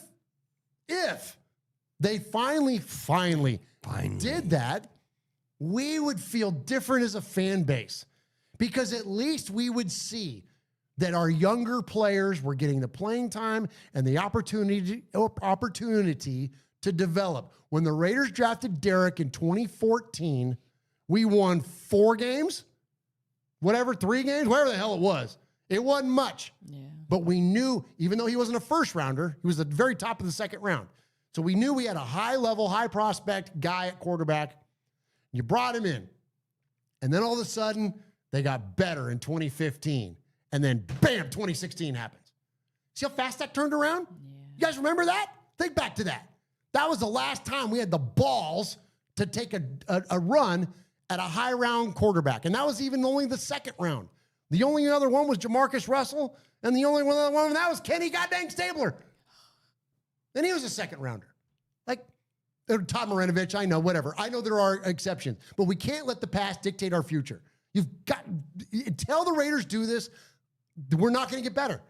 The end. I cannot give a more impassioned take than that, Jeff, is that I'm not saying it's the model of the NFL, but it's a very successful model in the NFL. And also, guess what? You have a very talented player at the most expensive position on the roster. And guess what? He's cheap for 5 years because you've got a rookie wage scale and then a 5th-year option on the guy so you can build around him. This is not fucking hard. We're not sending rockets to space. I'm not trying to reland that rocket on the same spot. Yeah.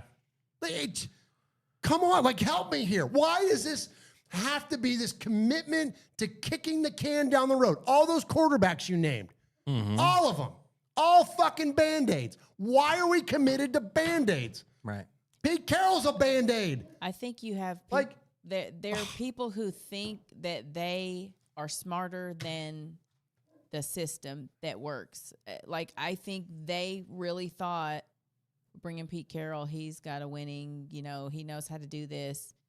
He can, we'll get Geno. And I think they think they're smarter than just doing what seems simple. But yeah, it takes some guts to lay it all out there and go for, and get the, the first round guy or whatever. But I think you have a lot of people who really buy into their own hype and think they are smarter than the system. I agree. And, Brandon Beane from the Bills, and you guys have heard me mention this now a few times on the show, but I'm going to keep drilling this into the ground. When they drafted Josh Allen, they went all in. Mm-hmm. They traded draft capital to get to where they could draft Josh Allen. And when asked about why he was willing to take such a chance, he said, well, if it doesn't work out, neither one of us are going to be here to see it anyways. And listen, you may not like that as a fan because you don't want to see your team get compromised. But when you're a general manager in that position, Jeff, sell your fucking soul to get a quarterback. This is what Tom Telesco got fired for. Heck, it led to AP getting fired, frankly. Because if AP would have got his way, then we would have re-signed Josh Jacobs. We would have drafted a first-round quarterback. And guess what? You got Bo Nix and Josh Jacobs in the backfield. And Devontae Adams catching footballs. Not bad. You know what I mean? Like, there's so many, that domino effect of not taking a swing. Like, no disrespect, Brock Bowers. Glad we got him. Love that guy. Yeah. But when you had Caleb Williams and Drake May and Bo Nix and Michael Penix and all the other guys in that draft, there were 7 quarterbacks and we had the 13th pick. Go up and get your guy. Have the balls, man. And yeah, you're right. Dangle a couple of first rounders at him. Why not? And Tom Telesco didn't even make phone calls. No, I don't understand that, man. You got to have the balls to make a choice like that. Like you said with Brandon Beane, you got to have the balls to do that. And just give us hope, man. Our hope right now is lying in a 74-year-old head coach and a 35-year-old quarterback. There's no hope there. You know what I mean? And maybe it's hope for a few. Maybe it should have been hope for a few wins, but not for the future of the Raiders. Sure, absolutely. Stupid. But yeah. I just don't understand it, man. The only hope we got is Max Crosby, and that dude is getting triple teamed. Hey, Malcolm Kuntz, where the fuck are you at? Come on, dude. Where are you at? It's pretty bad when Tyree Wilson is outplaying you. Dude, we signed you to an extra 1-year deal because you were injured and you had a rock star second half of the 2023 season and all that stuff. But let's help our bro Max out. Max is getting left out on an island, man, and you can see it in his body language. Yeah. That dude is dejected, man. He is friggin' deflated. Oh, we got to look at the film. I think he's gone. He might be, dude. If it's not, it's. I don't think they'll trade him at this trade deadline because his dead cap money is so high that it would. That would hammer our salary cap for $35 million or something like that. So even if the draft capital wouldn't counter that, Michelle, but in the offseason, that dead cap money drops down significantly, and if he knows that is a possibility, then I wouldn't play. I wouldn't put my life on the line out there as much, 100%, because he's not getting his trade value drops if he's injured. If he's injured, right? Yeah. God, and he's already dealt with an injury as recently as last year. And frankly, at this point, and I know people don't like to hear it. And when I first started talking about this a couple of weeks ago, I caught a lot of flack from it. And now slowly people are starting to come around to this idea, but it's the damn truth, y'all, is that, look, if this is going to be a, quote, reset or whatever, Max Crosby wants it too. Yeah. I know he loves being a Raider, and I love him being a Raider, but he'll be just fine as a Detroit Lion too, or a Buffalo Bill, or a Washington Commander, or whatever else team that he goes to and has an opportunity to compete for a damn championship. Jacksonville Jaguar nowadays, for crying out loud. He'll be able to compete at a high level and for a championship. It would be good for him. And frankly, it'll be great for the Raiders because that's what we need. Because if we don't finish with 1 or 2 wins, God forbid we win 3 or 4 more. If we don't, then we are going to have to make a move to go get a quarterback. And if they don't, and if we, let me back up here, gather my thoughts. Even if we do, and Pete Carroll stays on board, you think that rebuild of the 74, and this is not an ageist take here, but everyone's got a freaking, expiration date. At 74 years old, going to be 75 next year, you want to enter into a full rebuild with a 75-year-old head coach? He gone. Come on, man. It just doesn't. He retires at the end of the year. I'm telling you. And I don't, because again, people say they're not going to fire Pete Carroll. I agree. I don't think they're going to fire Pete Carroll either. but he can be encouraged to retire. Yes. Go to the house. Yeah. And next thing you know, Cliff Kingsbury is our head coach next year or whatever, because he and Tom Boyes. That's probably where this thing could end up going. And then they got the people that say this, what young offensive coach would want to come to the Raiders? Hey, listen, man, it's still an NFL head coaching gig. Yeah. There's only 32 of these things. And if you dangle the opportunity to have a first-round quarterback, you get to work with Tom Brady, and you'll have the patience of the organization and the fan base, because everyone will be glaringly obvious, even if you don't say it, what's going on, then hell yeah, they would. But instead, these coaches are coming in under the expectation of flipping it around tomorrow. Yep. And then they fail, and then they get let go. And then say that they trade Max Crosby and trade Jacoby Myers, and they have all this extra draft capital. Because right now, the way the Raiders are playing right now, we're going to have a top 5 pick.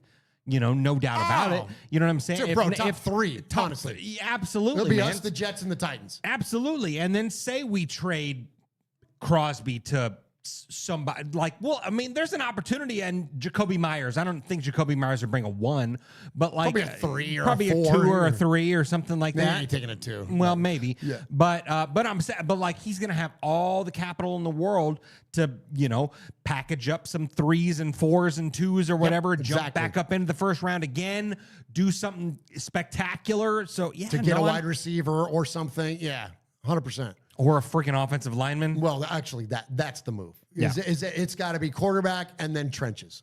Yeah. Defensive and offensive lines, man. That's where we got to live when it comes to the draft, man. But it's week 5. We're talking about the draft. I want to say so many bad words. Do it, man. We'll let them fly tonight, man. That's fucking. I started to zone out because I can't believe we're having this conversation so soon. It's not supposed to be like this. It's not supposed to be like this. The fuck? Well, speaking of the fuck, let's hear from the Sea Fans mailbag. He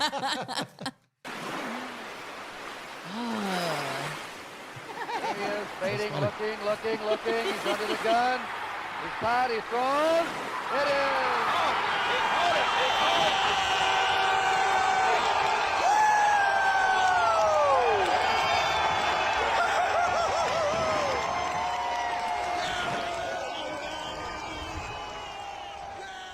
Hey, before we get to the Sea of Fans, I'm thirsty, man. You know what I'm craving? Some HTO, pal. Oh, nice.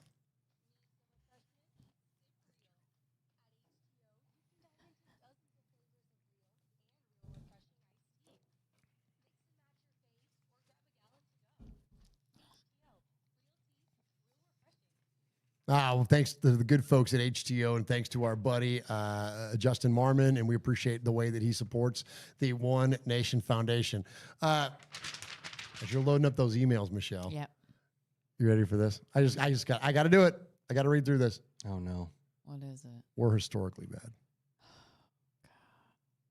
With a loss to the Colts today, the Raiders dropped from 15th place to 16th place for the best record since the merger. They were in second place following the 2002 season. Most seasons starting 1-4 or worse since 2005, Swag Jeff. The Jaguars with 8, the Browns with 8, and the Raiders with 9. The Raiders start the season 1-4 after winning the opener for the first time in franchise history. Wow. Geno Smith's 9 turnovers are the most by a Raider through 5 games since Andrew Walter had 10 on the bed and breakfast offense in 2006. The Raiders rank in red zone offense is points per drive, 31st, touchdown percentage, 31st, yards per play, 31st, success rate, 30th, passer rating, 30th, sacks allowed, 31st. Raiders' Pete Carroll was the first coach to call for a field goal down 37 or more points in the fourth quarter since Matt Eberflus did it. Down 41-0 against the Chiefs. What an embarrassing stat. That's a bad stat, bro. Raiders allowed 40 or more points and had 0 sacks or takeaways for the 6th time in the Super Bowl era. It happened in 2020 twice, 2018, 2008, and then 1995. Fewest points scored through 5 games by Raiders with Mark Davis as an owner. 79 in 2023, 79 in 2014, and 82 in 2025. Most points allowed through 5 games by the Raiders with Mark Davis as the owner. 152 in 2020, 149 in 2018, 148 in 2012, and 139 in 2025. The worst point differential for the Raiders through 5 games. Negative 95 in 1961. Negative 84 in 1962. Negative 81 in 2009. Negative 76 in 2006. Negative 61 in 2012. And negative 56 in 2025. And the last one I'll give you just to send you off with a bright note. The Raiders have failed to score a touchdown in 2 of their first 5 games for the first time since 2009 when Jamarcus Russell was your quarterback. Of course he was. Go Hey, Raiders. y'all remember when we won that game against the Patriots? That first game? That was Remember that? fun. Well, that was nice. That was Wasn't fun. that fun? Remember when Geno Smith flipped off the guy that said, "Who's the bigger Oh. bust, Geno Smith or Jamarcus Russell?" Now it's in question. Where's that guy? We need that sign. We need that sign. Where's that sign? Oh, and you know what? I forgot. I got one last thing. Oh, stop it. Sorry. I mean, wow. I forgot to tell you guys this. Back when because we got so fired up listening to Pete Carroll stuff, so we got so energized. He was talking about his starts, right? His start with Seattle and his start with SC and his the WNBA. Yeah. When he coached the WNBA. So he said, I can't remember how we started with Seattle, but I remember that we finished strong. Those were his words. Okay. So you know when his first season was coaching the Seattle Seahawks? Okay. 2010. Okay. You know how they started? How'd they start? They started 5-2. Oh, jeez. It's a pretty good start. It's a pretty good start. You know how they finished? How's that? Losing 3 of their last 4. 5 out of their last 7. Oh. Uh-huh. Did they make the playoffs? 9 out of their last 12. They made the playoffs because they 7 or 9. No, 7 and 9. They 7 or finished 9. 7 and 9 and that they season. beat the freaking Saints. Come on, Jeff. With the freaking the Beastquake. Beastquake. Yep. They finished 7 and 9. They finished with a losing record after a hot start. My gosh. And you know where it all started to go wrong for them? When they came to the Oakland Alameda County Coliseum on Halloween night, Michelle. And the Raiders beat them 33-3. Beat their 11 ass. That is Jason Campbell. That is because when I said earlier I was going to reference a 2010 stat, that is that team. That freaking Jason Campbell, Darren McFadden, Denarius Moore. Like we were humming in 2010 till damn Jason Campbell got his collarbone broken, and then the hopes were dashed. And then And then it led to Carson Palmer and all that bullshit. Yep. But anyways, that was Pete Carroll's start. So again, another thing that didn't make any fucking sense. No, he's just Sorry. bullshitting. All right, so I'm done now. Promise, I'm not bitching about Pete Carroll anymore. Until next week. Until next week. But let's get to See If Fans mailbags where we hear from you, Raider Nation, because more of you and less of us is a good thing. And you can contact us a multitude of ways. First off, by calling the show, 909-345-3346. Or you can email the show that is SHOW at RaidersFanRadio.com. And Michelle has the honor of reading your emails each and every week. And Michelle, who do we have this week? So first we have Raider Roo. Roo. Hello, RFR crew and all of Raider Nation. This is your depressed Raiders fan in Utah, Raider Roo. Trust the process, they say. No thanks. Not when the process stinks. We have new characters, same new dialogue, but we've seen this movie before and know exactly how it ends. Why are the Raiders always looking to the past, trying to recreate something that used to work instead of building their own? Nostalgia's great. I'm in my nostalgia era too. Go watch an old movie and you'll get plenty of nostalgia. But if you want to win games in the NFL, you need to move into the now. We need to commit to a full rebuild. Hire an up-and-coming head coach. Let him build his modern staff. Draft a quarterback round 1 and let the modern staff develop him. Keep trying till you finally hit one. That's what's going to get the Raiders out of this forever loop of losing. They keep trying to shortcut the process. It's no wonder it keeps failing. So no, I don't want to see your year 2 of compete. There is no point. It will just be putting off what needs to inevitably happen yet another year. All right, thanks for letting me vent. Go Raiders. Hey, go Raider Roo. So much Raider Roo. Good to hear from you, brother. Hold on, there he is. Remember that one time Raider got left out in the cold and outside the Stage Door Casino? When, Oh my gosh. Yeah. I hate that. I did too. I hated that. You know, and he got in at the end, right? He got at the end. Yeah, right as the thing was. Yeah, when COVID had already spread everywhere. right as they towards the let end, him in. right at the end of our The super COVID spreader event. cocktail Yeah. that we were brewing over there. All right, next we have Justin from Iowa. Hey, Justin. Hello, my fellow masochists, and welcome back to another season of Pretty What funny. the Fuck Was That? Where we, as Raiders fans, try and figure out what the fuck the Raiders can put on the field every week. Seriously, though, can anyone explain what the fuck the Raiders are doing? Here, a Raiders twist on a Chris Farley quote from Tommy Boy to explain how I feel about this team. Our left tackle's out. Brock Bowers is hurt. We don't know what we're doing. This team sucks. Our run game died. Geno keeps throwing picks. We keep getting our ass kicked, and every time I'm driving down the road, I want to jerk the wheel into a GD bridge abutment. I can't. I don't know. Embankment? Oh, okay. That's not how it's spelled. Embankment. I just don't understand how Pete has failed at just about everything he was brought to this team to do. Aside from the defense, it's been a shit show, though I have gotten some clarity about what we're missing. In 2016, Khalil Mack had a much bigger part to our success than anyone talks about. Derek would throw an untimely interception, and Mack would go and erase it for him by getting the ball back in some way. Murf says he was a closer, but I think he was more a closer, but he think he was more of an eraser. You could count on him to erase a mistake the offense made in a critical point of the game. The same thing Charles Woodson was in his prime. I love Max, but he hasn't shown any flashes of that ability. Maybe his snap count has something to do with it, because at some point your body won't go anymore, and maybe at the end of the games he's just pushed himself to the limit and isn't the same. Or maybe I'm just talking shit. But I do know that to be called a game changer, you have to change the game, not just the game plan. I do hope we can pull a Dan Campbell and turn it around in the second half of the season.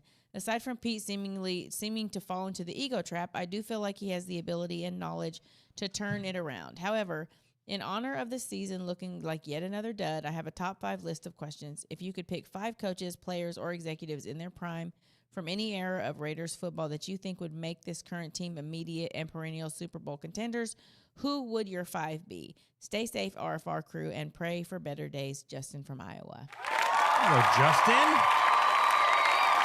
That's a good question, Michelle. That's a good I don't know if I question. have a top 5, but I don't. no. I mean, I mean, first comes to my Madden.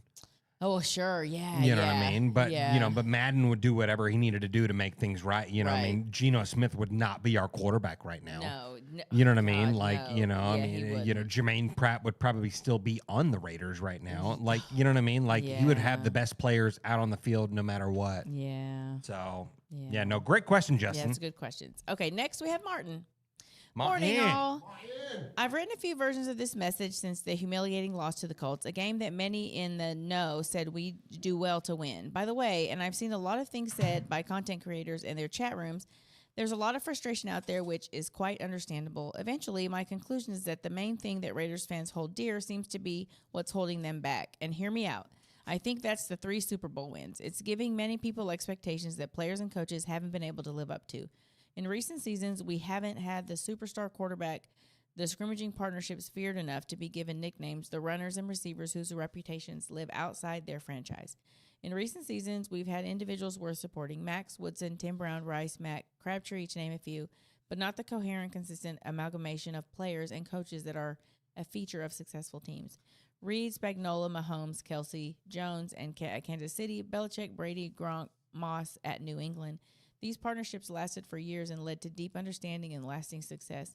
Recent Raiders history is all about change, trying different ideas, attempting to find in the new the familiarity of the old Raider way.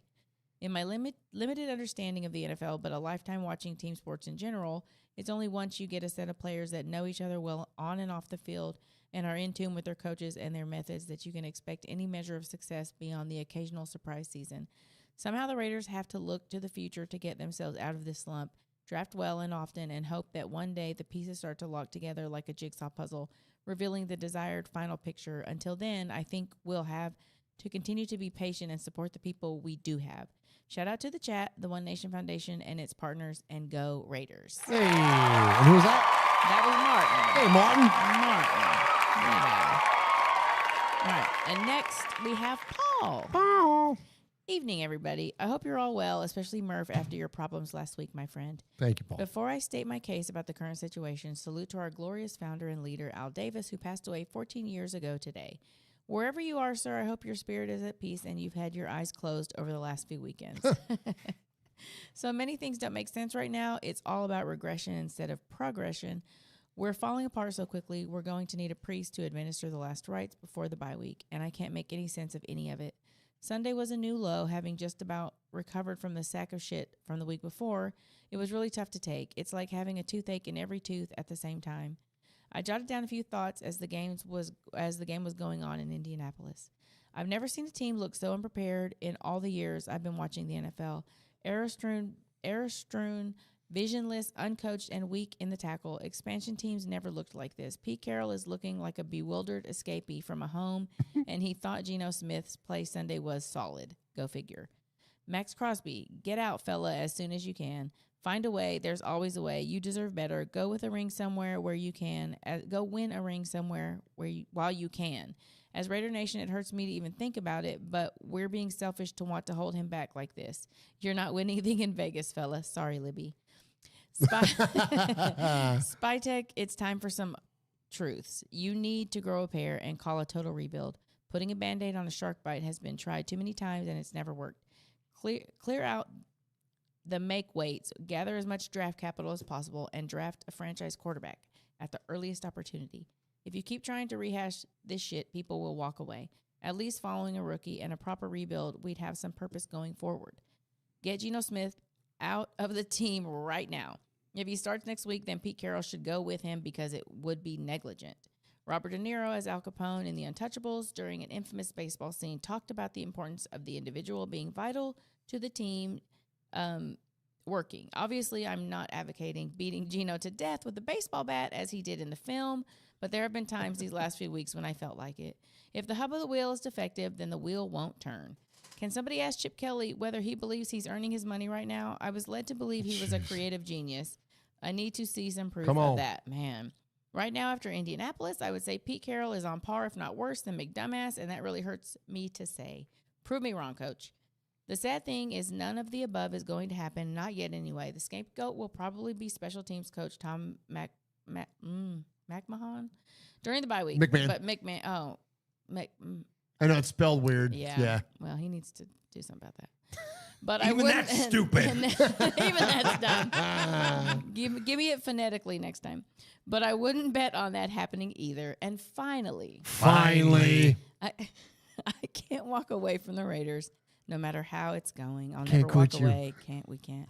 But damn, they make it hard to love them. It's painful to see us to be laughing stock again, and it's taking longer to come to terms with these performances. I can't clear my head when there's no obvious answers as to why it's happening.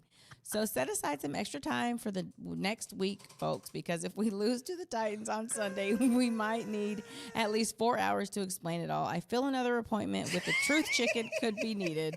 Stay safe, RFR family. Love you, Raider Nation. His Lordship of the Royal Scribe, Paul Edgerton, Shropshire, Mississippi, Polly Award winner 2019-2022, Foggy Glasses Award winner 2020, Made Man of the Year 2024, RFR Maverick Award winner 2025, BRT Sizzler Scorekeeper, Proud Made Man, five time, times 5 winner of the Raiders Fan Radio BRT Sizzler Award. Hey, Paul.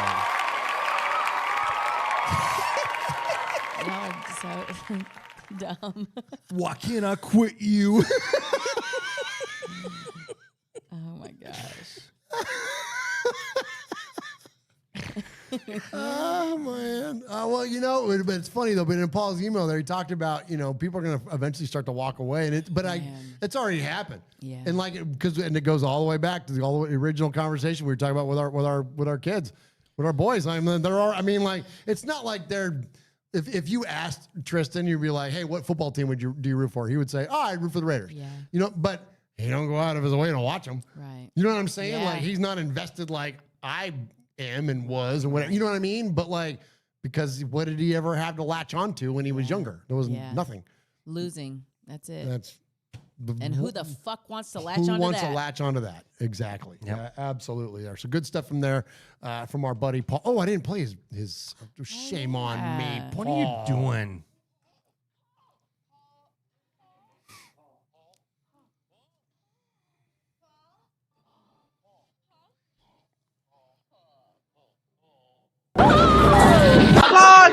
Paul. Paul. Paul. Paul. Shit, Paul. Paul, your name Paul? Hello? Paul. Hello? Paul. I met him with Paul. Who? Paul. Paul, yes, Paul. Paul's not here. Hey, Paul. Paul. Hi. I'm Paul. Darn right you are, Paul. We appreciate you so very, very much. Appreciate that. My friend Paul there. And all right, so let's get to the voicemails. So we're going to keep this brief because we're already running up against the clock here. So first off, let's check in with our buddy Jacob from Fresno. What's up, guys? Jacob from Fresno. I have a very controversial take this week, and I know a lot of you guys are going to be angry. Go ahead, get angry. Get angry at me. Let me have it. But it's a very nuanced take, and basically what I am going to say, I'll just say it straight out, I don't think Geno Smith deserves all the blame that he's getting. Now, let me explain. Let's say those 4 interceptions games, okay? There were a couple throws where it's like, wow, how are you making those throws? But the approach of Geno Smith right now, the approach is do not be conservative. Throw all ambition to the wind, try to make a play. That's what he's doing all the time in those games. And yesterday, when I'm looking, it's Monday, by the way, for me. Yesterday, when I'm watching that game on Sunday, Geno Smith maybe had a couple bad throws, but he started the game, I think he had, 5 straight completions, and then the next one was a tip pass, and then he was something like 9 for 10 before he had another incomplete pass. He started great. He was like a machine. He executed the game plan, did everything he was asked to do, did a great job at it. The reason that people were so upset with Derek Carr, and I understand it, because he did have great stats sometimes because he didn't take chances. Geno is taking all the chances. It's just going bad.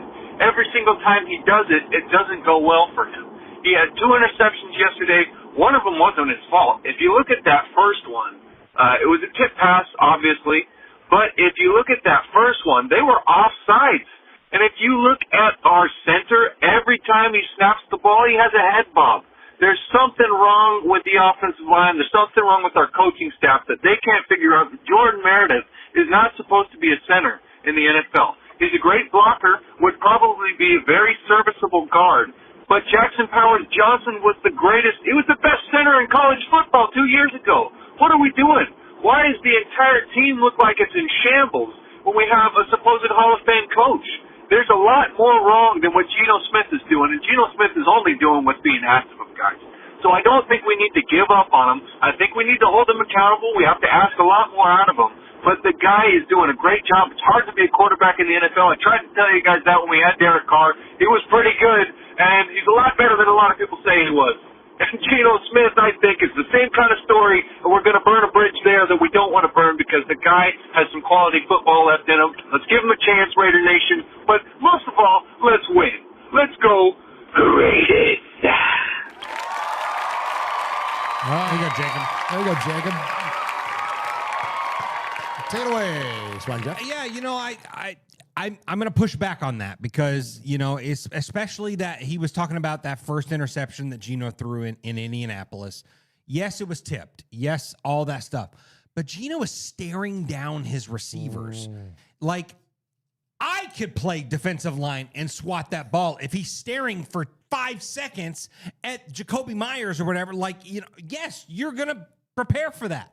Like, pretty much all of Geno's interceptions this year are on Geno. Yeah. Where he's forcing a ball in that he shouldn't force in. And, when he kind of turned the blame to Dante Thornton a little bit on that second interception. And so did the damn coaches. And I don't like that at all. all. Either. Because that son of a bitch was double teamed. Yes. He was coming back on a freaking curl route.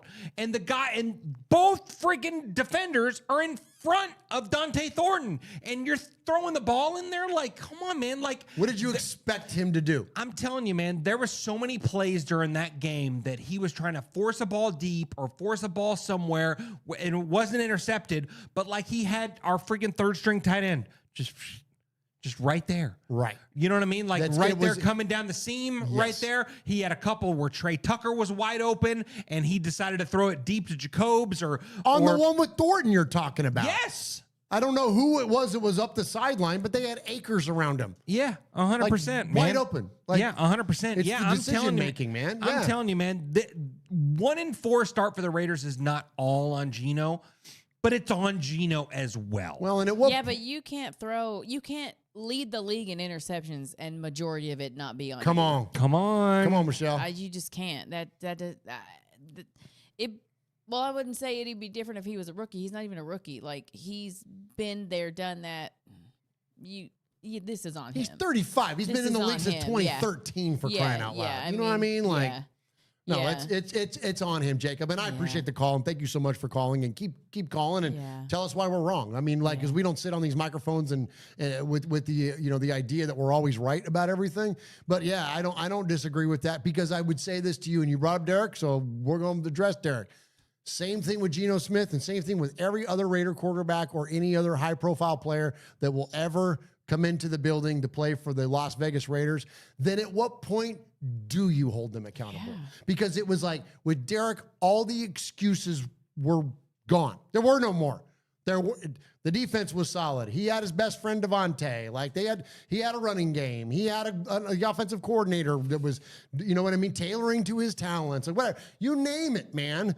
Everything was there, and still people didn't want to hold him accountable for the lack of success that he had in the red zone and the turnovers and whatever. Well, then at what point do you hold him accountable? Yeah. Like, and so I ask you this: at what point do you hold Geno accountable? He's leading the league in interceptions. The end. Like, but you can't run from that, man. You got to see the field as a quarterback. Come on. You know what I mean? Like, you've got to see the field. You got to see the field in its entirety. And there's players that are running wide freaking open. And like, I mean, like when we see it on television and we see it and we're like, there's the guy, throw it to him. Like, and he zips it in somewhere out. Like, bro, like if we're seeing that, the coaches got to see that. You got to see that. And then the coaches have to hold him accountable, and they don't. They cover for his on the ass. team has to compete except for Geno freaking Smith. Exactly. Because he needs to get more practice. According week 5 in the fourth quarter, he needs more practice. Get out of here. You can't move the goalpost further than that. No. You can't. You can't. Yikes. All righty. With that said, let's check in with our buddy Donovan.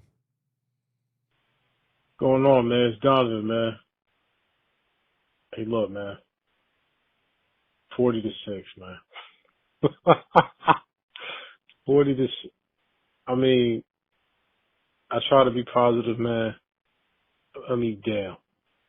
40-6, man. All right. I'm not going nowhere, man. I know a lot of people in Raider Nation, they saying, "Oh, I'll give up on this team. I'm done with this. Forget the season. I'm never watching again." It was 40-6 with 6 minutes left, and I'm on Mitchell and Ness looking at team gear for whatever reason. I don't know what's wrong. I don't know what's wrong with me, man. I love my squad, but man, Geno Smith. I told y'all before, and I'm gonna say it again. We go where Geno Smith and Chip Kelly takes us, and look who we at, man. All right. It was just a bad day. I mean, damn, man.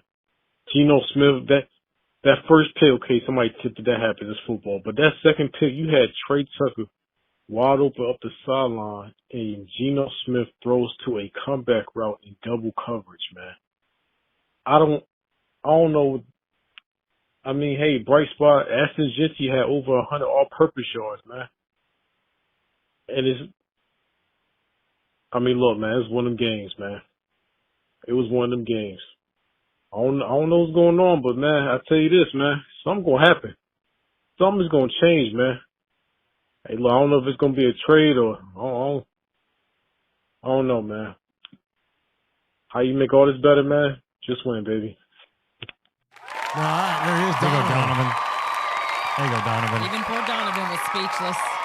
You know what, Michelle? So I wrote on my notes here, I'm like, only the Raiders currently could get Donovan in a blender. Yeah, because he was. That's the most positive guy probably that's ever calls the show, outside of maybe Jacob from Fresno. Yeah. Like I would say they're like 1 and 1A. Like Donovan is never down. Yeah. He's the guy that says, we're going to be okay. Yeah. We're going to be okay. Michelle. Bless his heart, he was struggling to find something positive to say. He was trying. He's trying. Oh man, yeah. Gosh. Now Rough, I'm mad at the bad, Raiders man. again for making Donovan sad. Don't be fucking with Donovan, man. What are we doing? Donovan, damn. What are we doing, Raiders? What are we doing? Oh man. Yeah, when you He have was lost down bad, Donovan, yeah. Bro, all bets are off, that's dude. it then, man. Oh, Now my you've gosh. done it. Okay, Raiders. Now you've done it. Now you've crossed a line. Oh my gosh. All right, next up, let's see. We go. We're gonna check in with a buddy we haven't heard from for a minute. Nice. Let's check in with our buddy Storm. Hey. What's up, guys? It's Storm. Scores 32-3, and it's the season's over. Everything's over. Pete Carroll looks like he needs to be given the old Yeller treatment, metaphorically. I've never seen a Pete Carroll team look this bad. And I guess my question is this: is that if you're the brain trust, if you're trying to take the long view, the 5-year approach, looking at the Raiders team, like, what do you do? Where do you go? I mean, Pete Carroll should be a Hall of Famer, and he's played himself out of the Hall of Fame, kind of like Russell Wilson, honestly. And, if Pete retired tomorrow, he'd still be a Hall of Famer. But we look lifeless out there. It sucks. Geno is throwing his eighth pick or whatever. I don't know. So if you're looking at the Raiders long term, how do you fix this? We've cycled through coaches. We've cycled through players. We've cycled through quarterbacks. The only thing we haven't done is take a first-round quarterback. And even then, right, we're drafting a quarterback in the hopes that he's going to be some franchise savior. And because that's what we need. We need like a new Al Davis, a new defining franchise Hall of Famer to figure out anything, to figure out what the hell to do for any of this, man. I don't know. The season's over. I'm so frustrated and so numb at the same time. I don't even understand where you would even begin to fix the problems. We need a new quarterback. Pete should get at least another year. I'm not saying to fire him, but I just don't understand how we're consistently this bad. And you know what? I've heard, or at least I thought I saw a stat that the Raiders are only 30 games above 500. If we go below 500 as a franchise, which could happen in the next 5 or 6 or 7 years, like, I don't even know, man. Actually, I don't even want to think about it. I guess it's just my thoughts. Who knows? I mean, I'm getting my Sundays back, that's for sure. Thanks, y'all, and y'all take care. There you go, Storm. All right, where is Storm? I got a thing to say about that. He kind of reminded me of a point. Come on. Yeah. I was going to go there, too. Let's do it. We can't keep having coaching turnover, is what he said. Yes, the hell we can. Yeah, we can. Just like a franchise quarterback, you swing until you get one. It doesn't matter how many times it takes. Doesn't matter how many coaches we bring in. That doesn't matter. Swing until you find your guy. Find your Dan Campbell. Find your Ben Johnson. Find your Liam Cohen. Find your freaking name whoever else. Mike Tomlin, John Harbaugh. Come on. Find your guy. It doesn't matter. Keep swinging. If Pete Carroll isn't it, bye. See you later.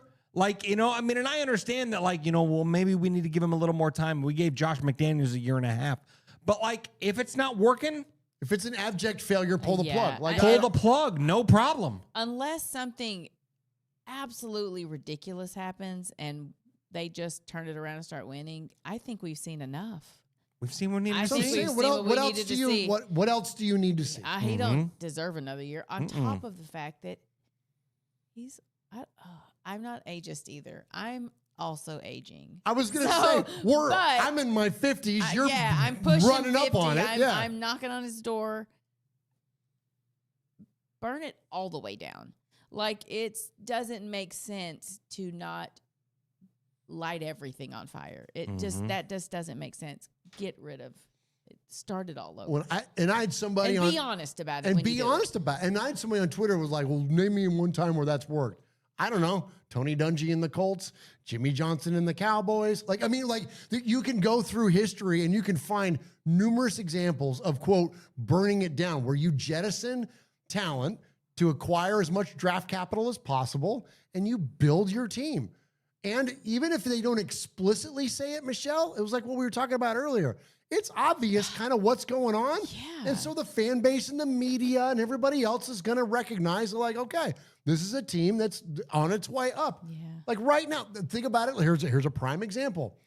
Even though the coaching staff is highly challenged in Brian Callahan, right, and the Tennessee Titans staff, Tennessee Titans fans are not happy, but they understand they are in a full-on rebuild. Right. They have a team that is devoid of talent, and they have a first-round quarterback.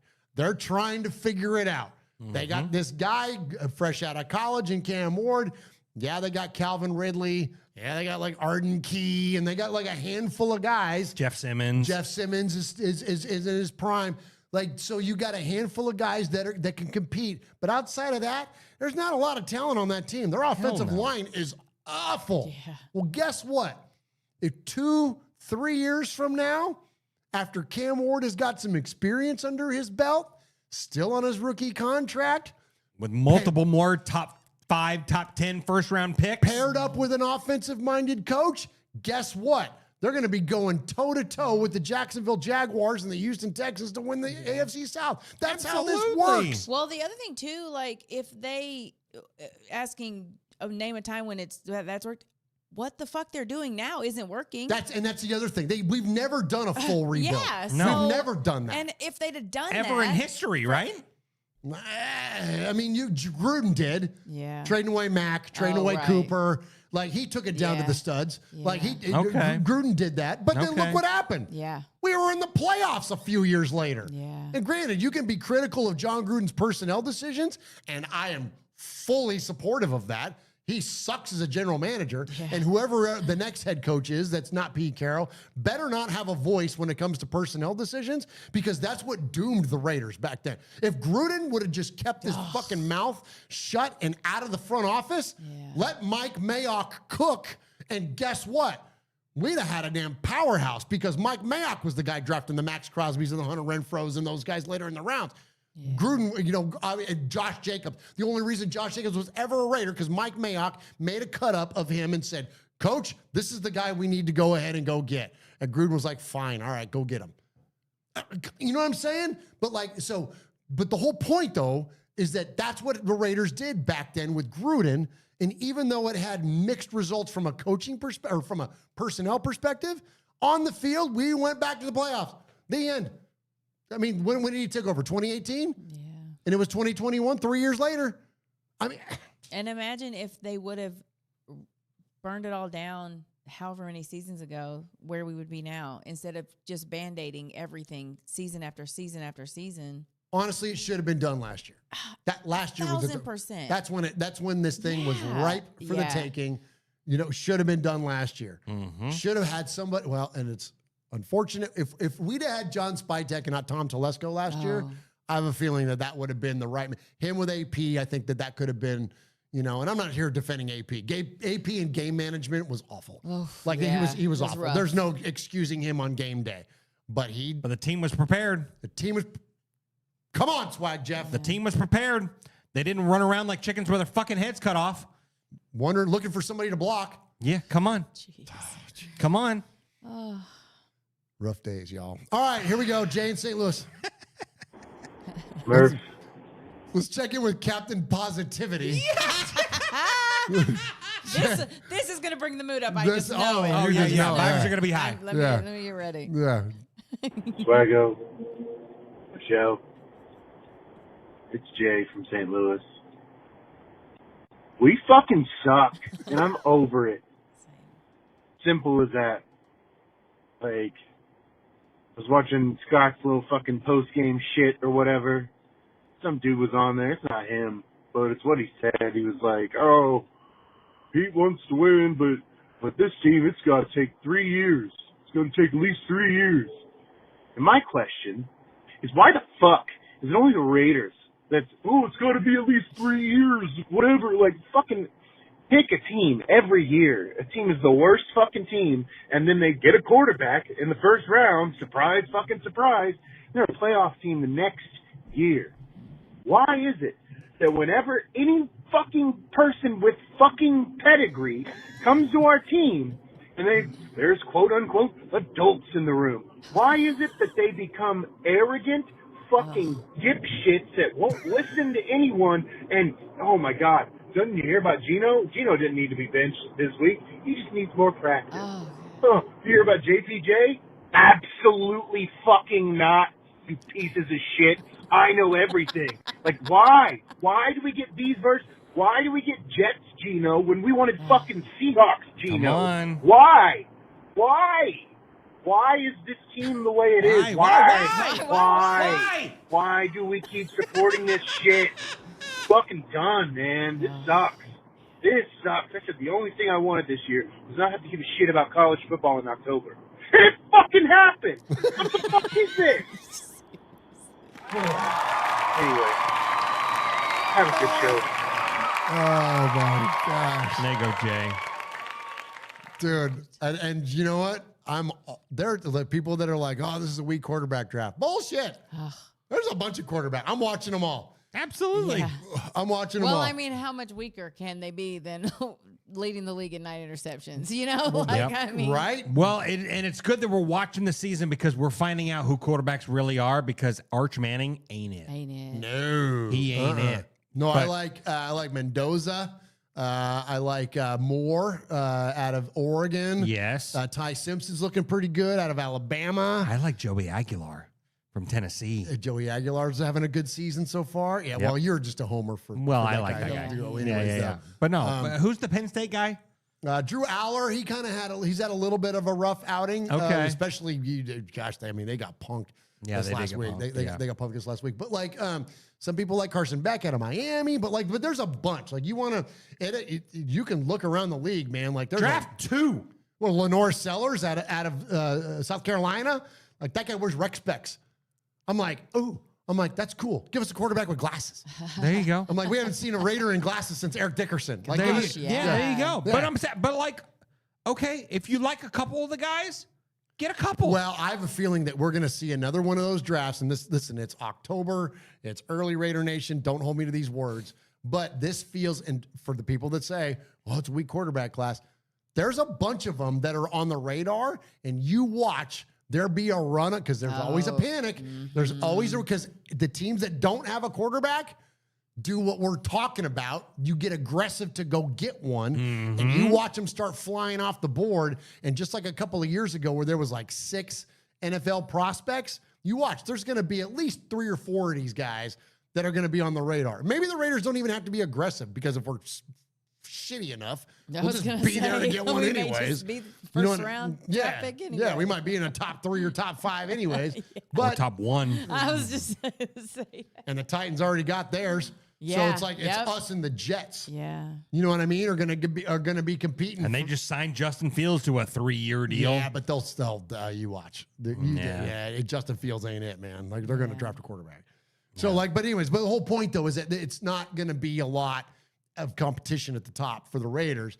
It will be an easier draft for us to move up. And if they see somebody out there that they want to get, there can be a move to be made. And I got to imagine that can't not be the plan. And if it's not, good luck. I mean, what are we gonna do now? What are we gonna do? For real. Like, what are we? You're gonna on your own. You're on your own. What's the alternative? To stick with Gino for his second year? Like, come on, man. I can't imagine. Even if Pete gets a second year, I can't imagine a world. No. Imagine a world where Gino gets year 2. You know, it's bad when you're like, when's Aiden going to be healthy again? You know, like it's sad because you're just asking or Pickett. Like, or Pickett is Kenny Pickett season is what It's Kenny Pickett Yeah. season, bro. Yeah. Put that son of a bitch in there. Put him in there. Let Why him, not? Quote, develop. Because let him get some. That dude let him get some practice. That dude is a 5. Yeah. He's about 500 as a starting quarterback in the NFL. But that dude doesn't turn the ball over. Like, okay, like put him in there. Why this not? is that inability to admit that you're wrong. Bam. Like, golly, that's absolutely. That's some Michelle. Josh the downfall. McDaniels That's shit. exactly what That's that it is. I'm telling you, man, this guy might be worse than This Josh feels McDaniels. very much. It Because feels he worse. should be. Because we knew Josh McDaniels was an asshole. Exactly. We knew he was an arrogant fuck. Yeah. We didn't think Pete was that. Nope. No. Nope. I'm all about riding or dying for your people, man. I'm all about that. Sure. And I'm all about him having Geno Smith's back. I get it. But you're gonna But let winning should be more important to should be both more of them. important. Yeah. I agree. Jeez. That's rough, man. Good call there from Jay in St. Louis. All right, next up, Jay in Pennsylvania. Hey guys, it's Jay from PA. Called in one other time, but wanted to get your opinion. I tossed this over to Scott and Mo, but wanted to see what you had to say. This was clearly a win now move with Pete Carroll. That's what he sold the fans on. Obviously, we are all disappointed, and I feel like we never left the McDaniels and AP eras with all the stuff going on. But it's clear a rebuild is needed, and a rebuild of the Raiders' magnitude that'll happen. Can you see Pete Carroll, quote unquote, retiring? Not being fired. I still think he'll come back next year, but will Pete Carroll, who only has a contract at signing of 3 years with a 4th year option at 74 years old, want to go through a complete teardown? Because it's needed. I think we can all agree on that. This has been atrocious. I would like to use other words, but family show, you know.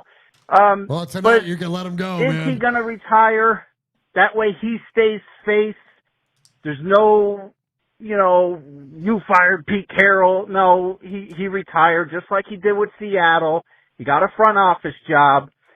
I was just curious on your take as well. Let me know what you guys think. Thank you for everything you do. You guys are some of my favorite content creators with Scott and Mo, and thank you, appreciate you guys. Have a good one. Hey, thank you, Jay. Beautiful Jay in Pennsylvania. Jay's one of the reasons I'm still a Raider fan. Yes. He's a positive guy, all that stuff. I love that. But he's real. And he's a real guy, He's man. real. No, I loved it. He's honest, and he calls it what it is. And, yeah. 100%. And I totally agree with him. I think that probably would be the scenario. I mean, if they've got Pete Carroll locked down for 3 years, he ain't sticking around for a rebuild. He's an old guy. He doesn't want to do that shit. And frankly, neither do we. No, we don't. No. Neither do and we. let him go out with dignity. Let him go out with his quote retirement. You know what I mean? Just he'll retire. Say, you know what? As much dignity as you can have with a 2-15 season. That's true. Yeah. That's such a bummer. I know at night he stays up and is like, oh, he's kicking the cat at home, man. Oh yeah. Oh, for sure. Yeah. Well, and Jeff and I. So this was interesting, Michelle. So we were having a conversation the other day. Not what? He rolls over and lays next to Geno Smith and is like, "What the fuck did I do?"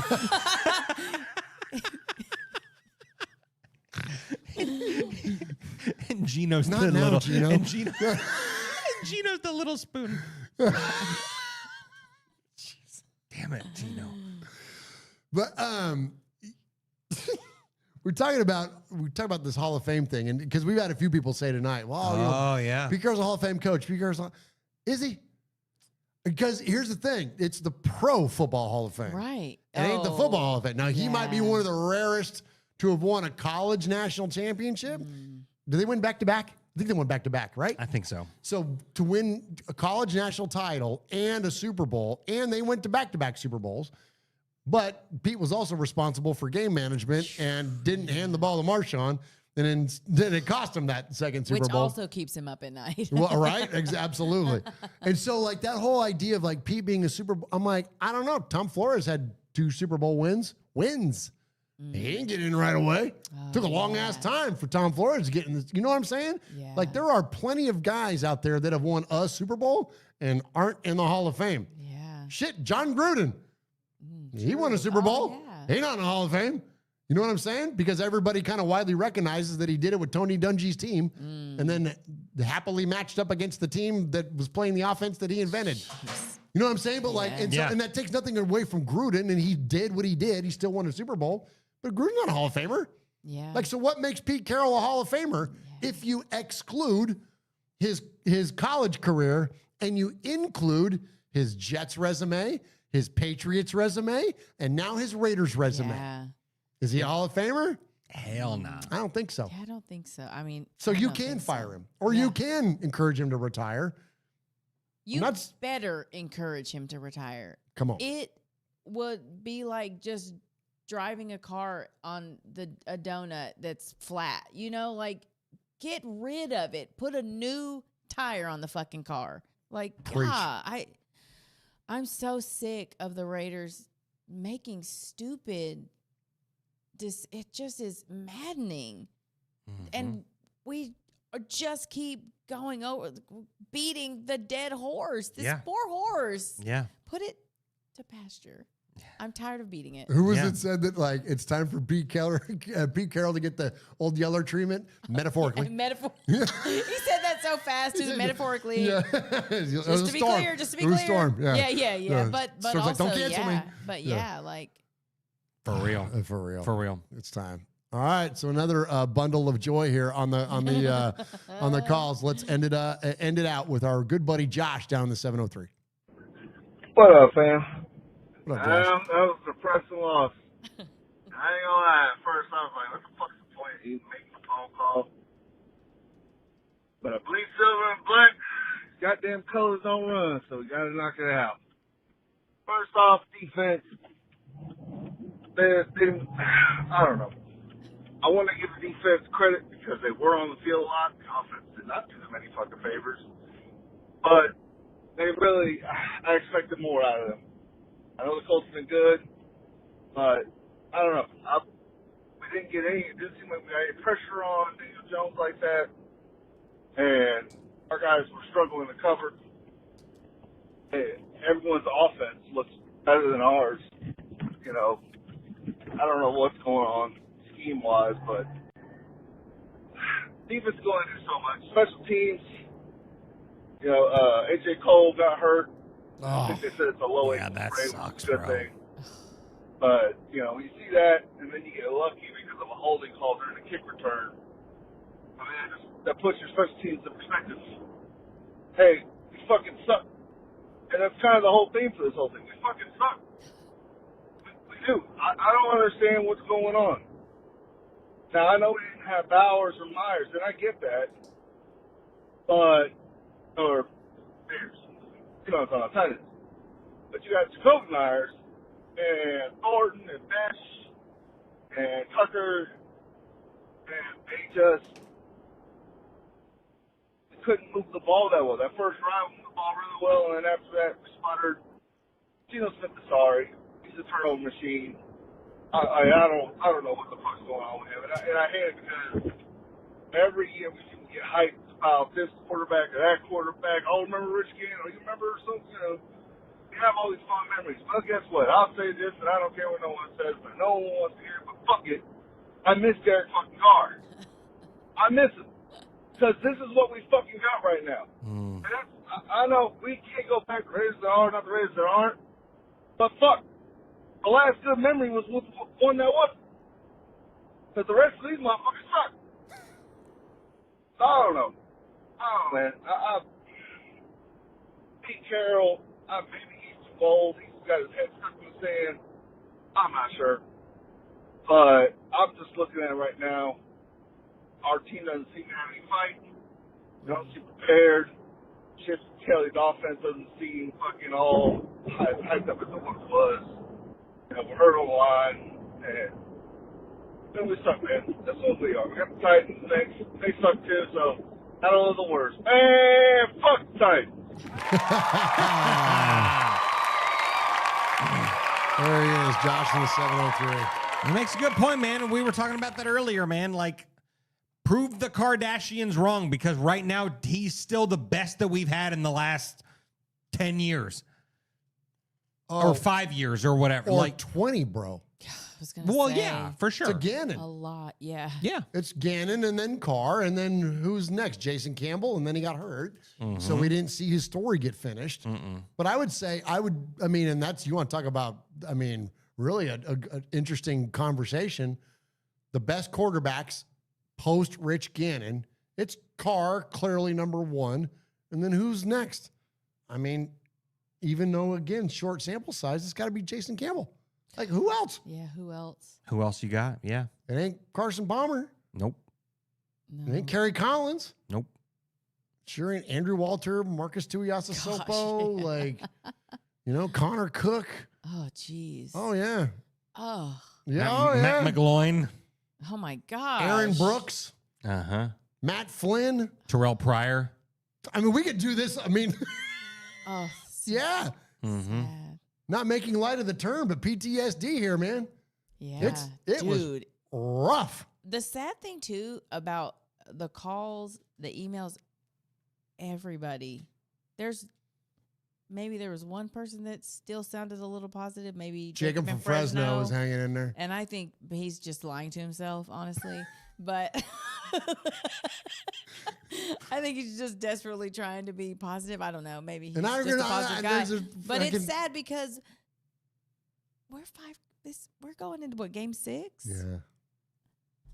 Shame on the Raiders. For real. Shame on them. Shame. Mm-hmm. Yeah. Boo! Yeah. You get the Cersei Lannister treatment from us. Nah, no kidding. Oh, my God. No kidding. All right, Jeff. Oh, my gosh. Who's the best of the best tonight? The best of the best tonight. Well, we had some amazing calls. Even before the show, we had Ernesto and Sonny. We had, on the emails, we had Raider Rude, Justin in Iowa, Martin and Paul. And then on the voicemails, we had Jacob in Fresno, Donovan, Storm, Jay in St. Louis, Jay in Pennsylvania, and Josh in the 703. But tonight's Sizzler Award is just a guy. We love the guy. He's Hall of Fame guy around here, and he just made us laugh, man. We want him to be gay for the Raiders again. Tonight's Sizzler is Sonny.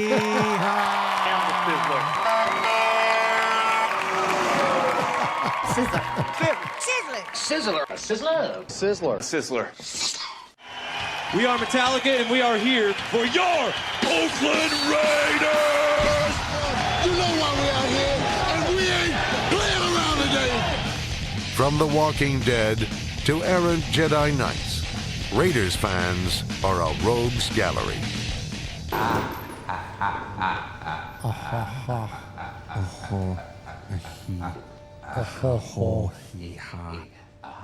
Put in Kenny Pickett. Bruce Gradkowski, Jarrett Stidham, Marcus Mariota. Hey. There's so many. Gosh, what's the guy that almost got Devontae Adams killed? Garoppolo. Mm-hmm. Yeah, him. Yeah. Minshew. Did you say Minshew already? No, we hadn't said Minshew yet. Desmond Ritter. Nate Yikes. Peterman. Oh. And that's what we call a bow. There you go. There you go. Yikes, man. Jeez, Michelle. Mike Glennon. Oh, the guy with more neck than all three of us put together. No. Well, ain't nothing but neck. Oh, my, yeah, all neck team. Oh, That my guy. gosh. Goodness. Man. It's been bad. Ron Powless, anybody? There you go. Geez. I'm telling you, man. We can go. Jordan Ford in the chat says, I hate this. Yeah, seriously. Yeah, but you know what? It's like, one's coming back next week. We can't not do it. I mean, it's the truth. That's all we got. But it's the thing though. Like I was saying about that one segment, it's like this is the reality though. Yeah. It's like don't get mad at the messengers. Like we're not the ones that are out there stinking it up every week. week. We hate this. We hate this too. Yeah, but we're just talking about what the reality of it is, man. Yep. We wish it were way different. Absolutely. But it's not the case, man. So yeah, this is brutal. I do want to say one last thing, or at least address one last thing. So good old Martin in the UK. Sure. Yeah. Love Martin in the UK. He sent me a Twitter message before I got hit by a truck. And he was like, will you talk about this on the show? And I was like, of course. And he was asking about the Ashton Genty stance thing. About how, so Ashton Genty had the nickname in college of being Michael Myers, right? Oh, yeah. Because he would stand straight up in the backfield when he would run. And Chip Kelly and some of the other coaches told him in the offseason, like, you got to get down, you got to get crouched, you got to be in an athletic position, whatever. And we saw Ashton Genty not struggle, but he wasn't comfortable in the offense earlier on. And we've seen him get better, and he got better really too when he got back to his stance. And the whole idea was let him just be what he is. Let him just do what he does. That's why we drafted him. That's right, exactly. Like, I mean, you draft a guy, like, don't try to fit him into your box. Make your box around him, like put There you him go. in a place to be successful. And this was a great occasion of that. And I think the Raiders coaching staff being stubborn is that, well, this is the way we've always done it. Okay, yeah, that's great. That's not the way this guy does it. Yeah. You know what I mean? It was like the same reason that Hunter Renfrow lost his effectiveness when Josh McDaniels tried to stuff him into a box that he didn't do well, right? John Gruden let him be himself. Like, you get there however you want, but this is the spot I need you to be in at this time, and Derek will get you the ball. Yeah. And he did. And he ran 9,000 zigs and zags and jukes and up and downs and comebacks and whatever, but he always ended up in the spot he needed to. And he was always open. And he was always open. And Derek would hit him with the ball because it came down to the timing of it. And then Josh McDaniels was like, no, we have to run it specifically this way. And then all of a sudden the guy became ineffective. Well, so they're telling Ashton Genty, stand this way. Well, that's not what he's comfortable with. So let him just do what he's comfortable with. Let him play to his strengths. Now they are, and look at what's going on. The guy's starting to take off a little bit. So that's the thing, Martin, is that and when you see that, because even he was like, I don't understand the Halloween reference. I'm like, well, because Michael Myers would stand stiff and very straight up and down with his knife, and he would show up in the background of shots and all that kind of stuff. So that's where the reference came from. And I think it's kind of cool. Ooh, I just spit on the microphone. That's disgusting. Oh, yucky. I think it's kind of cool that he does that because it's unique. It's different. It's Raidery shit. Yeah. What a concept, right? So anyways, Martin, that's the issue with the Michael Mayer, Ashton Genty stance. Swag Jeff, actually, first Michelle, but then Swag Jeff, get us on out of here. Final thoughts on the night. We're at 2 hours and 35 minutes talking about this dog shit football team. Just shout out the chat for their loyalty to this team. Shout out to us for the loyalty to this team. I don't know what the fuck to say. Please beat the Titans, but also I don't even know if I care anymore. I just don't know.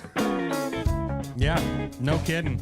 No kidding. And hey, thanks for being here. All the people that are in the building tonight: Jordan Ford, Jay Harris, Unleashed Rebel, Yoshi, Mark Varus, Robert Pena, Jordan Ford, Paul.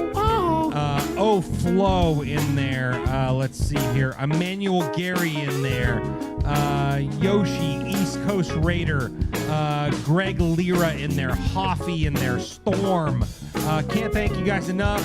And all the amazing calls and emails tonight. Hey, we're Raider Nation, man. We got to stick together, man. This is what it's all about, man. You know, yes, the football team may be shit, but the reason we keep coming back is because of Raider Nation, man. So we love you guys. Much respect to each and every one of you. Thanks for all the super chats tonight, right? We had some super chats come in. We probably made about $50 for the One Nation Foundation. Yeah, can't stick your nose up at that. So speaking of that, here we go here. So all right. We'll talk next week about our schedule prediction. We're all of us, we're whole ass clowns, bro. So stay tuned for that for episode 388. So on behalf of Michelle, on behalf of Murf, my name is Swag Jeff. You've been listening to another episode of Raiders Fan Radio, where we take a lighter side journey into the dark side. Don't forget, boys and girls, what happens in Vegas started in Oakland. We love you guys. Much respect. See you next time, huh? Okay, everybody stare at the camera because I'm going to screenshot this.